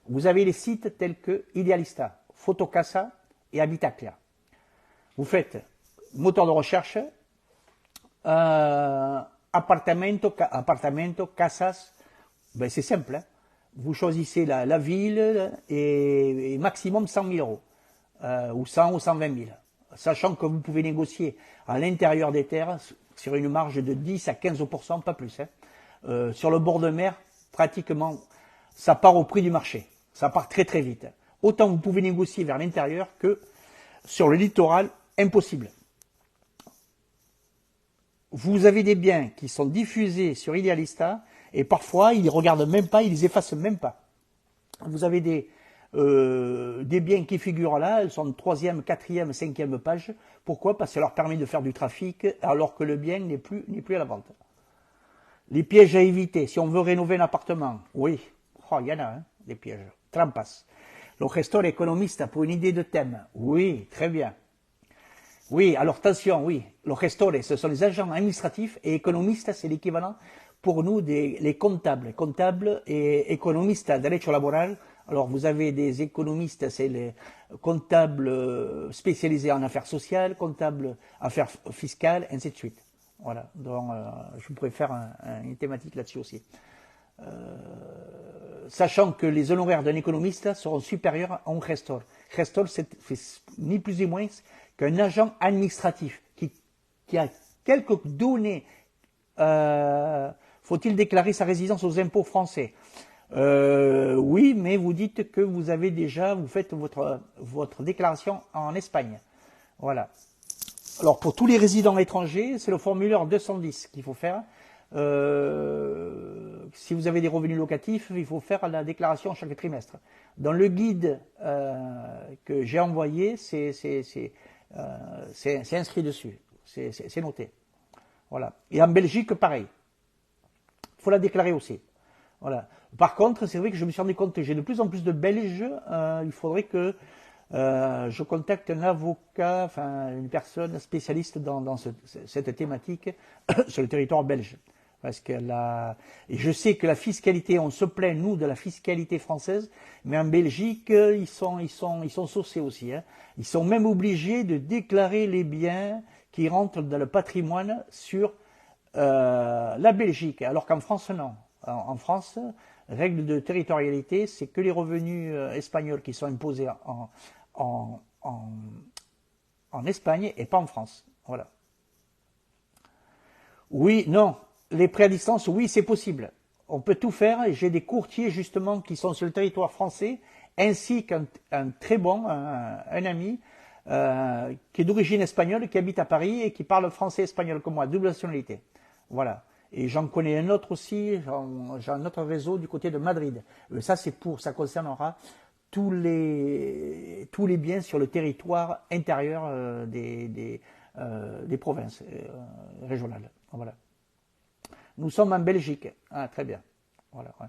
En Belgique, oui, mais j'ai une dame qui a acheté, que j'ai amené sur, bon, ça remonte à 1 an déjà, 1 an et demi, sur Anne Meyer-Desmar. Elle a fait faire un prêt en Belgique. Oui, alors c'est une dame qui m'a entièrement fait confiance. C'est une villa avec piscine pour 300 000 euros, je crois. Enfin, elle était à 315, on l'a eu juste pendant la période du Covid. Elle a acheté sans la visiter, pour vous dire si elle m'a fait confiance. Voilà, même moi j'appréhendais, bon, toujours est-il que ça s'est bien passé. Voilà. Les taux en ce moment bancaires en Espagne, on peut arriver à avoir du 3,30 en fixe. Voilà. Et il faut savoir que la culture espagnole, elle est habituée à faire des taux variables. Les taux variables, en ce moment, vous êtes à 3,10, moins de 3. Moi, je vous déconseille plutôt faire un préfixe. Voilà. Donc, je reviens sur les produits à 100 000 euros. Donc, essayez pour vous faire plaisir, par exemple, Denia sur le bord de mer, Denia, Javea, Moreira, mettez maximum 100 000. Vous verrez quel type de produits sortiront. Voire, vous allez avoir des produits de banque, des produits qui sont, vous avez des ruines. Du côté de Tarragone, vous trouverez beaucoup de fincas, vous verrez, avec des oliviers et tout ça, mais tout ça c'est agricole. Vous avez des petits casottes. Une fois sur deux, c'est pas déclaré. Donc, il faudra faire des travaux. Ce qui est pas cher va vous revenir cher. Attention à ça. Lo que es barato, te va a salir caro. Voilà, comme on dit. Et on va vous obliger à vous mettre aux normes. Fausse sceptique aux normes, enfin, côté écologique, environnement aussi, top, minimum de surface pour certaines propriétés, certaines régions. Voilà. Vous pouvez trouver des choses intéressantes en ce qu'on appelle dans les secteurs urbains, dans les petits villages, tels que Vall de l'Ebro, vers l'intérieur des terres, Tortosa, vers l'intérieur de Tarragona, voilà, Gerona, lac de Banyolas, ça c'est pour la Catalogne, je parle. Tout ce qui est, c'est simple, vous regardez un peu les villages qui sont à l'intérieur des terres. Pour avoir les tarifs intéressants, il faut vous éloigner au moins à 30 minutes, voire 40 minutes de la plage. Voilà. Ou avec des gros travaux, c'est vrai, c'est vrai. Mais qui dit Denia Playa, oui, c'est vrai. Pour un client, j'avais trouvé un logement, il n'était pas cher, c'est vrai, 120 000 euros, mais j'avais calculé, il y avait facilement 38 à 40 000 euros de travaux, rien que de travaux. Plus frais d'architecte tout, on arrivait déjà à 180 000, on dépassait à 190 000. Voilà, donc faut faire très attention aussi, ça peut alourdir la note. Voilà. Et en plus, on ne sait pas à quoi s'attendre. Voilà. Après, il faut trouver les bonnes entreprises, faire le tri des entreprises, celles qui sont bien, celles qui ne sont moins bien, celles qui ont responsabilité civile, garantie décennale, et ainsi de suite. Voilà.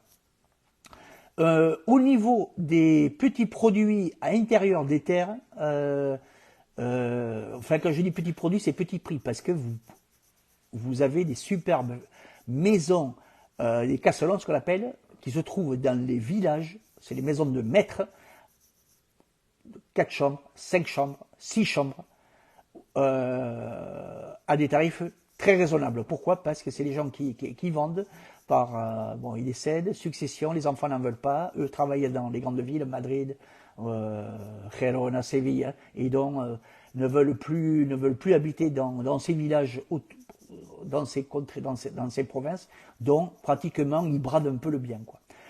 Les frais d'architecte, oui, c'est de 10% à 12%. Si on compte frais d'architecte, peritaje, maison de contrôle, licences, vous payez aussi en Espagne, attention, rien à voir avec bon, il y a les taxes, en Espagne, vous payez les licencias de obra, les licences pour construire, licence permis de construire, licence obras mayores, obras menores, même pour faire de la rénovation, si c'est pour des éléments de confort, si c'est cuisine, salle de bain, autre, obligation de faire une déclaration de travaux type obras menores. Vous avez des clients français qui font ça sans déclaration, sans rien.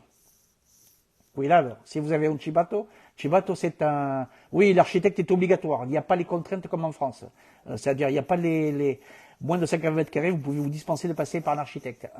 En Espagne, non. Obligation de passer par un architecte. Même pour faire une simple ouverture de fenêtre. Hein. Et si vous touchez les murs intérieurs, les murs de structure, alors là, c'est un permis de construire obras mayores. Voilà.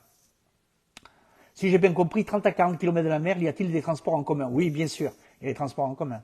Oui, toutes les villes ne sont pas isolées. Il y a des bus, des services. Et il y a également dans le centre de l'Espagne, il faut savoir que c'est le réseau autoroutier, les autoroutes gratuites, Autovia. Vous avez le plus grand réseau ferroviaire du monde après la Chine. Et ça, très peu de gens le savent. En Espagne. Madrid, Andalucía, Madrid le nord, Madrid la côte, Madrid Alicante, Madrid Valencia, Madrid Salamanca, Madrid Malaga, Madrid Toledo. Il y a un reportage d'ailleurs français qui a été fait qui explique bien tout ça. Je vous incite à le consulter, qui est très bien fait. On voit toute l'infrastructure justement ferroviaire qui a été faite. Donc, une possibilité énorme. Dans ces villes, pourquoi il y a dans ces secondes villes de province où vous avez les possibilités d'acheter à 100 000 euros, mais ça ne va pas durer. Parce que le gouvernement espagnol est en train de mettre le haut là, vous avez les sociétés d'investissement, le SOCIMI, ce qu'on appelle, Société Semi d'inversión inmobiliaria a largo plazo, Ils sont en train d'acheter, de promouvoir le tourisme intérieur, dont ils commencent à s'intéresser à tout ce qui est tourisme rural, intérieur des terres, dont les prix vont flamber, je pense, d'ici 4 à 5 ans. Voilà, ils sont en train de mettre en place parce qu'ils en ont marre d'avoir toute cette côte qui est trop touristique, côté littoral. Voilà, ils veulent segmenter un peu tout ça et pourquoi pas. Dans les terres, et si on n'est pas intéressé par la mer. Oui, oui, oui, oui, pas de problème. Oui, oui. Ben, vous aurez des lacs, vous aurez des rivières, vous aurez des zones de pêche fabuleuses en Espagne, notamment du côté de Lérida, du côté de Lleida, du côté de, voilà, Lleida c'est la capitale, Teruel, du côté la route qui va entre Lérida à Admeia de Mar, c'est-à-dire, parce que moi je la prends souvent, au centre, là vous avez des coins magnifiques, c'est la nature, ouvrage en pierre, de pays, bois. Par contre, vous pouvez faire des travaux de rénovation, mais ça doit passer aussi par l'architecte. C'est pas les monuments historiques, c'est l'architecte de la commune. Il faut que ça garde une certaine harmonisation au niveau de l'existant, donc d'intégration. Ils sont en train de faire des contrôles, il faut que ça garde une certaine homogénéité, il ne faut pas que ça dénature le paysage. Ils en ont marre aussi, ils veulent s'intégrer aux normes locales. Voilà. Lérida, oui, très bien Lérida, très bon secteur. Lleida, car pêche à la mouche, oui, j'ai des coins superbes pour vous. Oui, oui, oui. D'ailleurs, il y a des gens qui ont des biens dans ce secteur-là et qui louent à des sociétés de pêche au niveau mondial. Voilà. Voilà. Donc, il y a des falins. Tout dépend du marché dans lequel on se situe, vous voyez. Et l'avantage qu'il y a, c'est que, oui, toutes les régions sont belles, c'est vrai. Miami Playa, oui. Alors Miami Playa, c'est le nom qui est beau, mais le village en lui-même, il est enfin, entre guillemets, je dirais qu'il est moyen. Je vais me faire incendier par certains, parce qu'il est traversé par la route, quoique maintenant il était traversé par la route plus la voie ferrée. Et ils sont en train de déplacer la voie ferrée, et tout Miami Playa pendant 1 ou 2 ans, c'est en construction.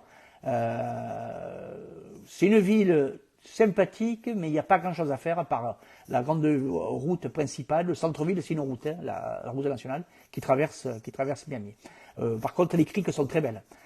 À conseiller, je vous conseille ou Admeia de Mar ou Cambrils. Cambrils qui est un peu plus cher. Oliva, oui, Oliva c'est au-dessus de Dénia, clientèle espagnole. Oui, pour y habiter à l'année, c'est pas mal. Ouais. Habiter à l'année, faire un peu de la location touristique. Oui, mais attention, beaucoup d'appartements ou les logements sont tenus par les Espagnols. Vous aurez le feu vert négatif. Le feu négatif, donc vous ne pouvez pas faire de location si vous investissez. Et toujours pareil, quand vous achetez un bien, pensez toujours à le revendre. Donc, tenez compte de tous ces paramètres-là. Même si vous ne faites pas la location, cherchez que le produit plaise aussi aux locataires, à vous, et ainsi de suite. Voilà. Jerez de la Frontera, très très bon coin. Voilà, j'ai fait dernièrement, j'étais à la feria de Jerez, pour moi c'est une des plus belles ferias d'Andalousie. Très très très très joli. Par contre, c'est la locomotive, l'école d'équitation, les ferias. C'est une ville, ancienne ville bourgeoise. Les prix sont encore raisonnables, mais ça commence à être flambé parce que vous avez les promoteurs qui sont en train d'acheter des vieux immeubles et ils sont en train de tout mettre au goût du jour. Voilà. San Pedro de Pinatar, oui et non. C'est au nord de Orihuela, San Pedro de Pinatar, il y a eu beaucoup de promoteurs qui ont fait des petites maisons cage à lapin, perlimpinpin, voilà. C'est-à-dire que vous avez des maisons mitoyennes. D'ailleurs, il y a une grosse société française qui est venue sur Bordeaux, j'ai vu ça là, et qui est installée sur Santa Pola et qui vend beaucoup avec des promoteurs dont Orihuela, Pinatar, voilà, et ça c'est accès à une clientèle belge, beaucoup de Belges, de Flamands qui achètent. Oui, Salobreña, oui, c'est la costa tropicale au nord autour de Almuñécar. Ouais, très très bien. J'ai trouvé mon bonheur à Miami Playa, je dois verser les arts. Oui, quel endroit Miami Playa? Les arts, lesquels les arts? Aras penitenciales, confirmatorio o desistimiento? Lesquels? À qui vous avez signé comment? Par qui?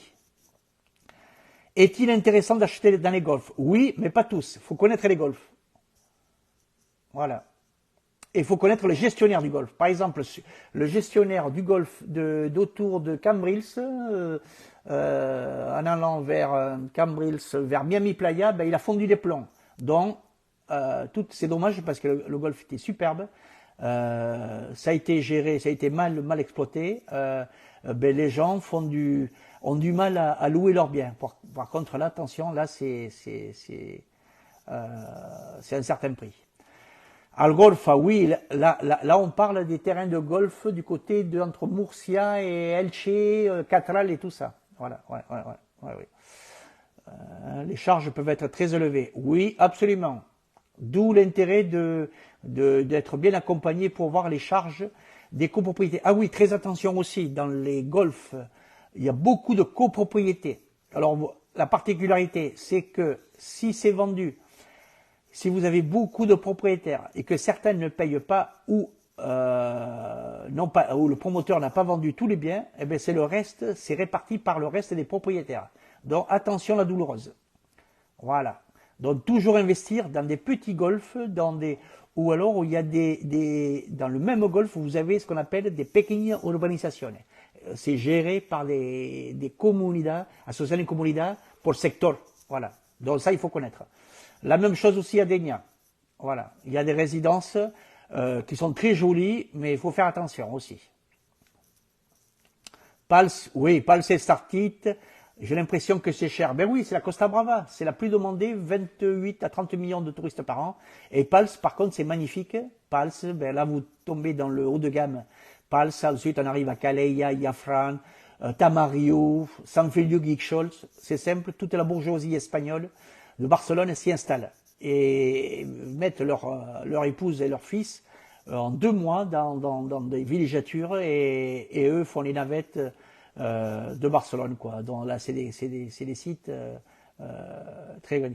Canyelles Petites, oui, c'était bien il y a 20 ans, quand j'ai connu les prémices, même 30 ans, les prémices de Rosas. J'avais 2 appartements que j'ai revendus, j'ai fait une bonne plus-value là, et j'ai construit aussi avec mon père. Canyelles Petites, oui, c'était un coin que j'aimais bien, à Canyelles Petites, c'est après, vers l'Almadraba. C'est superbe. Mais trop de Français, on se sent plus en Espagne là-bas. Voilà. Et les prix ont flambé. Par contre, c'est vrai, vous avez la baie de Rosas, vous avez Rosas, Santa Margarita, Rosas, Punto de Rosas, Puigrom, ensuite on va sur la Canyelles et ensuite le littoral, on arrive à Almadraba et plus, quand on continue, on va à Calaujuncos, je le connais par cœur, hein. Mon frère habite là-bas sur place aussi, du côté de entre Ampuria Brava et Rosas. Et on allait à l'époque où il y avait le fameux restaurant El Bulli, certaines personnes doivent connaître, cuisine moléculaire. Il était à Calaujuncos, à 18 km au nord de Canyelles Petites. Il fallait fréquenter petit chemin en route en 4x4 et il avait une petite gargote, je vous raconte cette anecdote, à Calaujuncos. Et comment il a été connu, ce monsieur-là? Adrien Ferrer, voilà. Il a un restaurant top sur Barcelone. Il est en train de monter une franchise, voilà. Très grand chef, oui. Oui, Domicou qui est dans la cuisine. Voilà, c'est pour ça que là. Alors moi, je connais très bien l'histoire d'Adrien Ferrer. À l'époque, on allait là-bas et on mangeait. C'était une cuisine expérimentale et c'était pas cher. Il a fait fortune, enfin, il s'est fait connaître parce que vous avez 2 journalistes du Wall Street Journal new-yorkais qui ont déposé l'encre dans sa crique à Calaujuncos et qui ont mangé chez lui. Donc de fil en aiguille, il est devenu tellement important, pof, il a monté une filiale je crois qu'il est même venu à Bordeaux, sur Barcelone, un peu partout, voilà. Et c'était à l'époque de la cuisine moléculaire, là, vous voyez, voilà, c'était ça. Sachant que sur la Catalogne, vous avez aussi de très bons restaurants gastronomiques. Ah oui, ça c'est très important aussi, ce que j'allais vous dire aussi. Toujours investir dans des secteurs où vous avez une bonne, c'est un point très particulier, la bonne gastronomie. Pourquoi?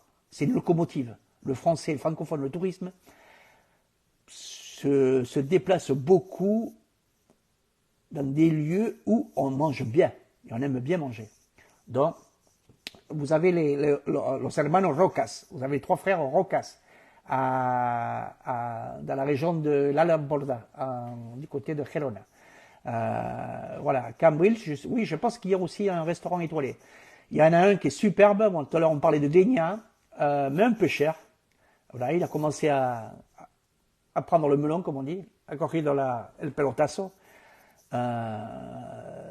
C'est vrai que, mais bon, voilà, sur Dénia, vous avez aussi d'autres adresses qui sont intéressantes. Donc toujours, pourquoi? Parce que ce sont des locomotives et quand vous avez un chef étoilé qui s'installe dans un village, il a quand même fait son étude, c'est qu'il sent qu'il y a un bon potentiel. Voilà, Quique d'Acosta, absolument. Voilà. Quique d'Acosta,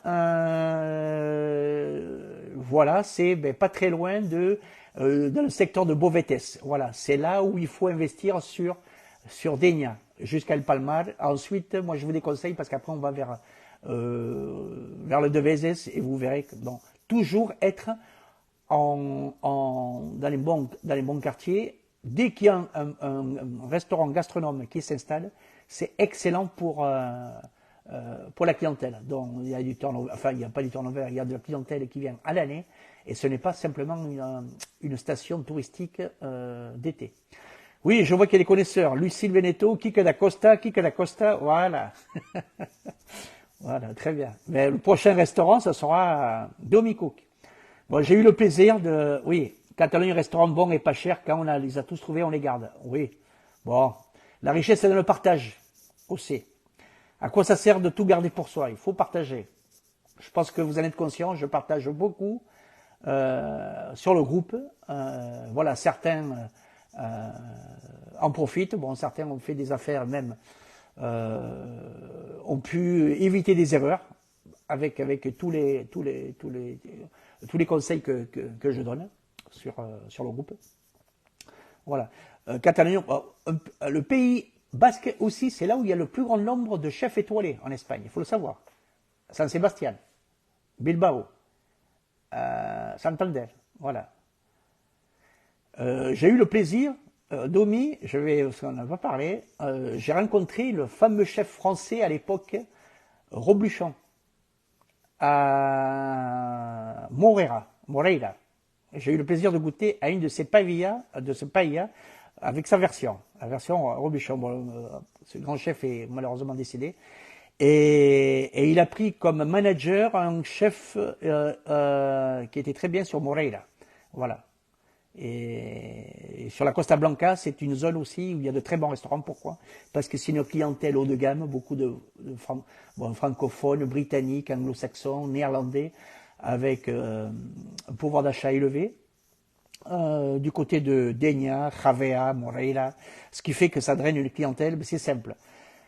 Pour le bord de mer, toujours prendre une station où il y a l'infrastructure de qualité, terrain de golf, port de plaisance, chef, gastronome. Voilà, ce sont des éléments qui font qu'une station, elle va être à l'avant.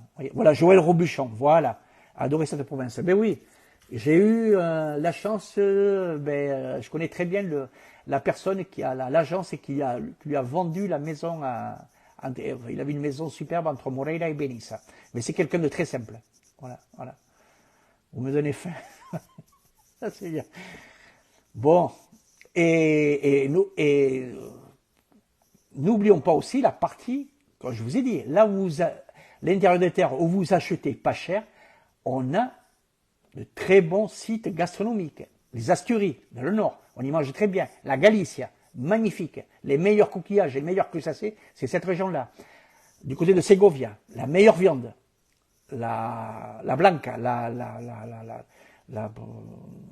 viande, c'est-à-dire la viande de bœuf, quoi. Voilà. Ensuite, l'agneau également. en Andalousie, du côté de les fritures, du côté de Malaga, pescadito, le poisson, les chanquetas, enfin, voilà. Oui, bon, la Rioja también. Oui, la Rioja, on mange très bien aussi, en plus d'avoir du vin. La Rioja, Ribera del Duero, tout ça, c'est top aussi. Voilà, on y mange très bien, mais il faut savoir aussi, dès que vous avez des grands vignobles aussi, il y a la gastronomie qui va avec. Donc, dans le sud de l'Espagne, vous avez la région, l'Andalousie, c'est beaucoup plus les crustacés. Du côté de, oui, à Badajoz, très bien. Et, bon, là-bas, on mange bien le cocido. Et aussi, la région fabuleuse, c'est Los Pedroches, c'est là où on élève les cochons noirs espagnols. Ibérico, le pata negra, voilà. El bellota, c'est le gland en espagnol. El mixto, après il y a le... Alors le serrano, que les Français adorent. Savez-vous que veut dire serrano? Je m'appelle aussi, mon nom de père, mon père c'est Quiros, et ma mère c'est Serrano. Parce qu'en Espagne on a les deux noms, le nom du père et le nom de la mère. Maria Serrano et mon père Tomás Quiros. Bon. Et Serrano, ça veut dire serranía, ça vient du diminutif de la montagne. Serranía, donc en Espagne, le serrano, c'est le jambon de base. Alors en France, on dit oui, mais j'ai mangé du serrano. Es chucha, c'est le... Es para los gringos, enfin, voilà, los gringos, comme on dit, para los guiris. Non, non, même eux, j'ai entendu dire en espagnol, mira, les servimos serrano y con eso basta. Voilà. Le bon jambon espagnol, c'est le bellota. Bon, excusez-moi, on sort du contexte. Mais bon, c'est vrai que c'est l'heure de manger, là. Voilà. Je vais pas encore manger. Bon. Voilà. Donc, el bellota, el pata negra, el jamón de bellota, el ibérico, ce qu'on appelle. Le serrano, aquí, voilà, el jamón barato. Voilà, parce que c'est Domi, voilà, qui est spécial. C'est le barato, c'est le moins cher, c'est le bas de gamme. Voilà. Et en France, on le met en hauteur. C'est l'équivalent, enfin, pour moi, c'est chucha, c'est moyen. Entre les deux, vous avez le mixto, el recebo avec el bellota. Voilà, c'est-à-dire, ils mangent un mixte avec du maïs plus des glands. Voilà. Et après, vous avez le top, c'est le bellota, celui qui est élevé dans les grands pâturages avec les chênes. Et on trouve ça du côté de Jabugo, du côté de Huelva, au nord de Huelva, du côté de Salamanca, Guijuelo. Voilà, les meilleurs jambons viennent de là. Treveles, voilà, Treveles. Là, on se dirige du côté de Granada. Le jambon, il est bon, mais c'est pas ça encore. Comme du côté de Teruel. Teruel, là-bas aussi, jambon de Bayonne. Non. Non, désolé. Pourtant, je connais bien. Oui, le jambon de Bayonne, les derniers qu'ils ont fait, là, le porc noir, là, oui, ils appellent ça, c'est une race un peu particulière. Mais quand vous goûterez le jambon de l'Ibérico, Bellota, je vous donne deux marques. Calatras, 5J, le 5J et el Joselito. C'est le tip top. Ensuite, les autres jambons, vous les laisserez de côté. Après, il faut savoir aussi les manger. Vous avez le corte, ils coupent tout ça. Bon, moi j'ai l'habitude, en Espagne, vous avez beaucoup de petits déjeuners, l'almuerzo, ils vous servent une tranche avec un peu de jambon et avec...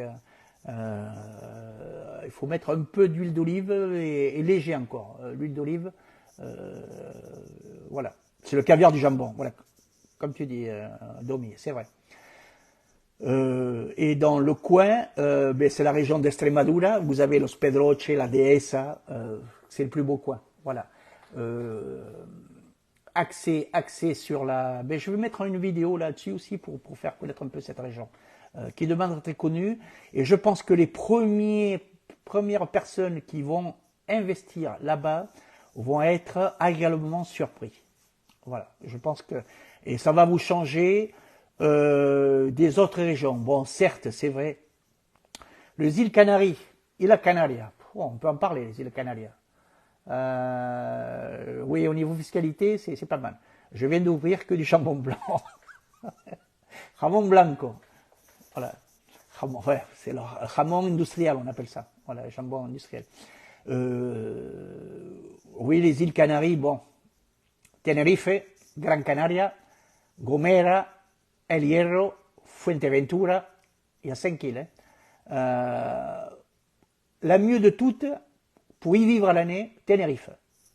Tenerife vers le nord ou vers du côté de Los Abrigos en bas, côté droit, pas de le côté trop touristique. Playa de l'América, tout ça, non, là c'est pas bon. Une ville très intéressante, La Laguna ou Puerto de la Cruz, très très bien. Voilà. Par contre, il faut faire très attention.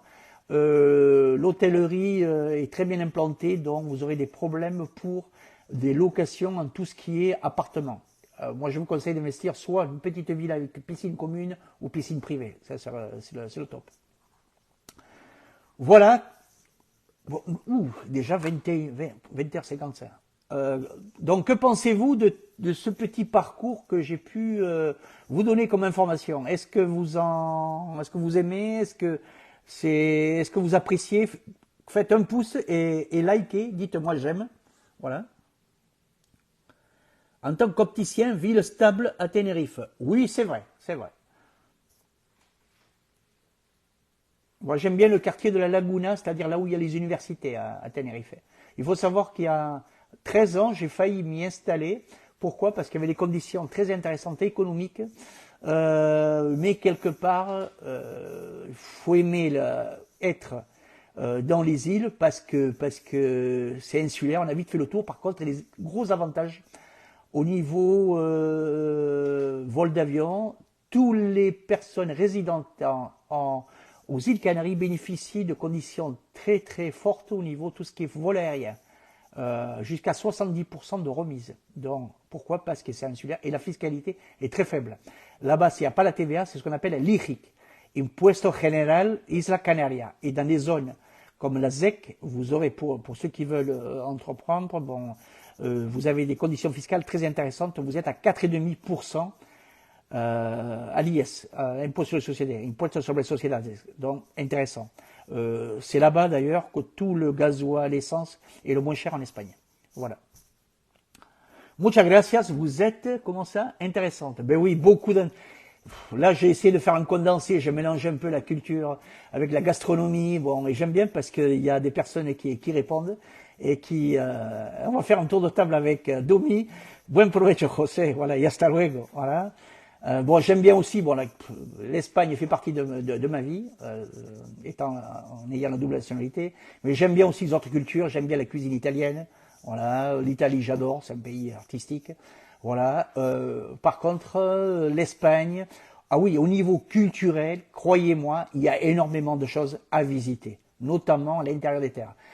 Tout à l'heure, j'ai parlé bon, de la Castilla. Castilla, c'est la vallée de Don Quijote. Mérida, Cáceres, la ruta, la carretera de la Plata, à l'époque où Christophe Colomb a fait sa fortune, voilà, qui a enrichi l'Espagne. Depuis le Guadalquivir, depuis des villes telles que Cadix ou toutes les trois caravelles qui ont découvert l'Amérique avec Magellan et San Luca de Barrameda, ça remontait par le delta, le Guadalquivir de Sevilla à Cáceres, voilà. Et l'Espagne, au XVe siècle, c'était à l'époque de Charles Quint, son domaine ne connaissait pas le soleil, il avait du mal à se coucher. Pourquoi? Parce qu'à cette époque-là, l'Espagne était très riche, avait une fortune colossale, et dont on a encore quelques vestiges dans certaines régions d'Espagne. Voilà. Alors, n'hésitez pas à mettre sur les commentaires les nouvelles thématiques qu'il faudrait que je développe pour les prochains lives. Voilà. Et ceux qui sont intéressés pour recevoir le live concernant les astuces pour chercher les biens pas chers, je vais mettre sur la vidéo le petit sondage justement pour avoir vos adresses mail avec vos noms et nom, prénom et il y aura quelques questions à répondre, quoi. Voilà. Sachez que je ne pratique pas le spam, voilà, ça je veux bien le préciser parce que j'ai eu une remarque de 2 ou 3 clients, enfin de personnes qui sont dans le groupe, alors c'est curieux parce qu'elles veulent avoir les informations mais ne pas laisser leurs coordonnées. Elles disaient que c'est pas de ma faute, moi je demande à la plupart de laisser leur mail en message privé ou me l'envoyer par mail, mais certaines personnes le mettent sur le groupe, donc visible pour tout le monde. bien que c'est un groupe privé. Voilà, que je ne partage pas. Je ne partage aucune info. Je ne vends aucune info. Sachez-le. Voilà. À tel point, je me suis aperçu aussi que dans ce groupe qui commence à avoir une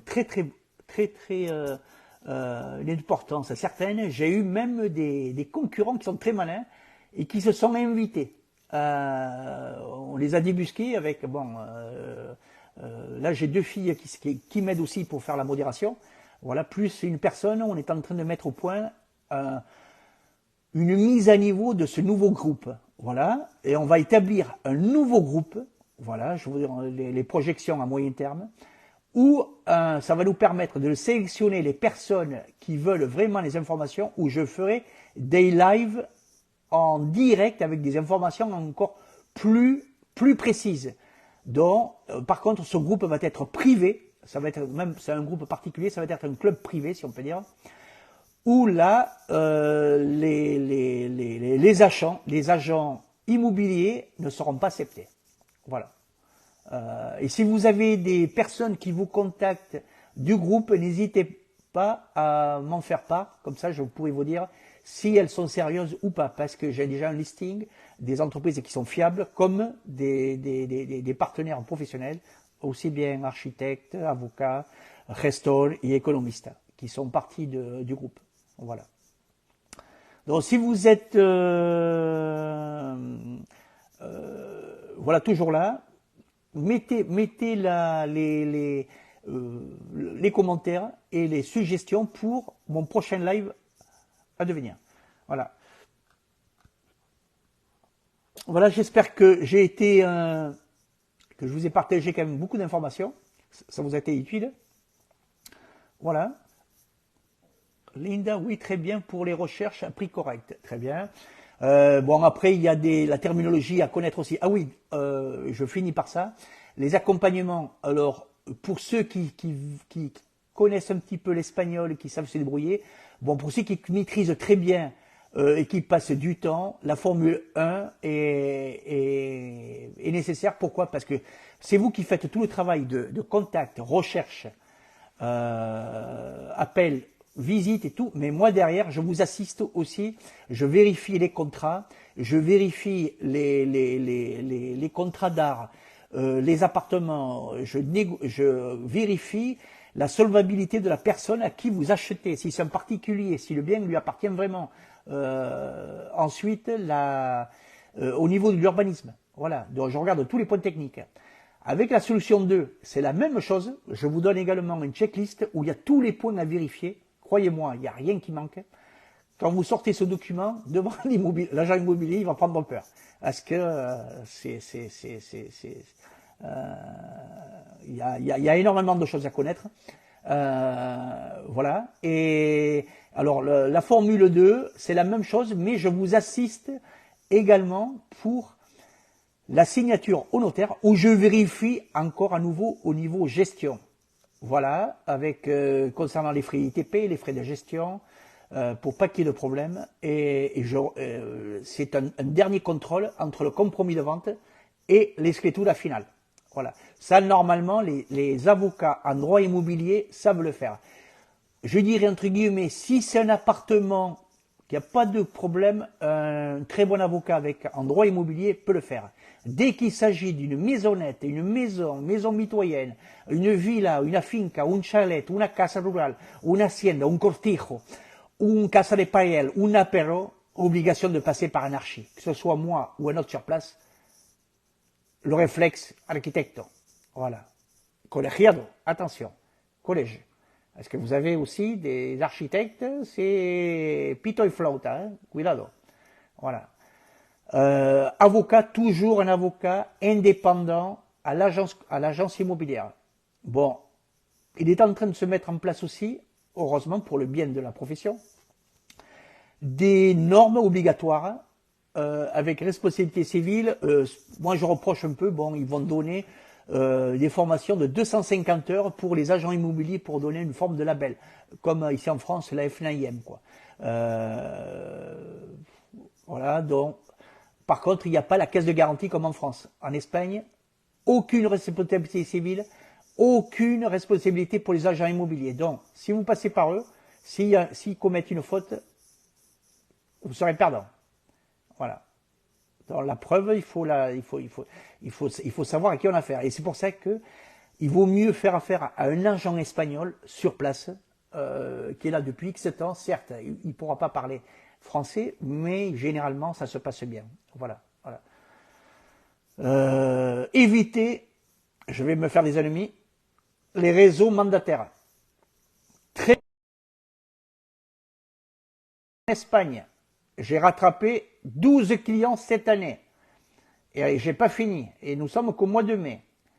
Pourquoi? Parce que en France, ils sont protégés par le notaire qui regarde exactement toutes les directives. C'est pour ça que les procédures sont longues. En Espagne, rien. Si vous avez été introduit par un agent mandataire, tac, ça passe très bien parce qu'il parle français. Beaucoup de Français partent là-bas, ils reçoivent des promotions. Ces réseaux-là leur disent oui, il y a un marché énorme à développer au Portugal, en Espagne. Donc, ils viennent en trombe, notamment ils s'installent sur toute la côte. Mais, aïe, aïe, aïe, qu'est-ce que j'ai pu voir comme erreur? Mais bon, c'est normal, ils n'ont pas de formation urbanistique, du droit de la construction, du droit de l'urbanisme, des techniques de vente, enfin les techniques de vente oui, mais les techniques propres à la culture espagnole, ils connaissent rien, nada. Et après, malheureusement, c'est vous qui en pâtissez. Voilà. Je peux vous dire, faites attention. Donc là, ils ont sorti sur la Catalogne et sur la Comunidad Valenciana, Alicante, le titre API avec minimum de faire 250 heures de formation obligatoire parce qu'ils vont mettre les bouchées doubles parce qu'ils en ont marre que beaucoup de Français, de francophones se fassent avoir. Voilà. Donc, dernier point, je vais essayer de tenir ce rythme-là, de faire un live au moins par semaine. Si ça vous arrange. Dans les commentaires, j'aimerais bien que vous le mettiez ça. Est-ce que vous désirez un live ou plus? Et avec, marquez 1, avec le chiffre 2 ou 3, enfin, ou un par mois, un par semaine, ou ainsi de suite. Et la thématique du prochain live. D'accord? Prudencia a todos. Écoutez les conseils et faites-vous accompagner. Faites-vous bien accompagner. Voilà. Très bien. Uno. Un par semaine, c'est correct. Voilà, je ne veux pas non plus vous saouler. Hein. Voilà.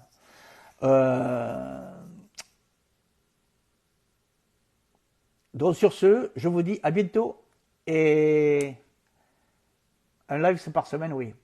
Uno por semana. Muy bien, Joël. Voilà, ça semble être un bon rythme. Très bien, Lucie. Bon, merci pour m'avoir suivi et au prochain. Et je vous souhaite une belle soirée ainsi que de beaux projets et des rêves. Et n'oubliez pas, un rêve, ça se réalise.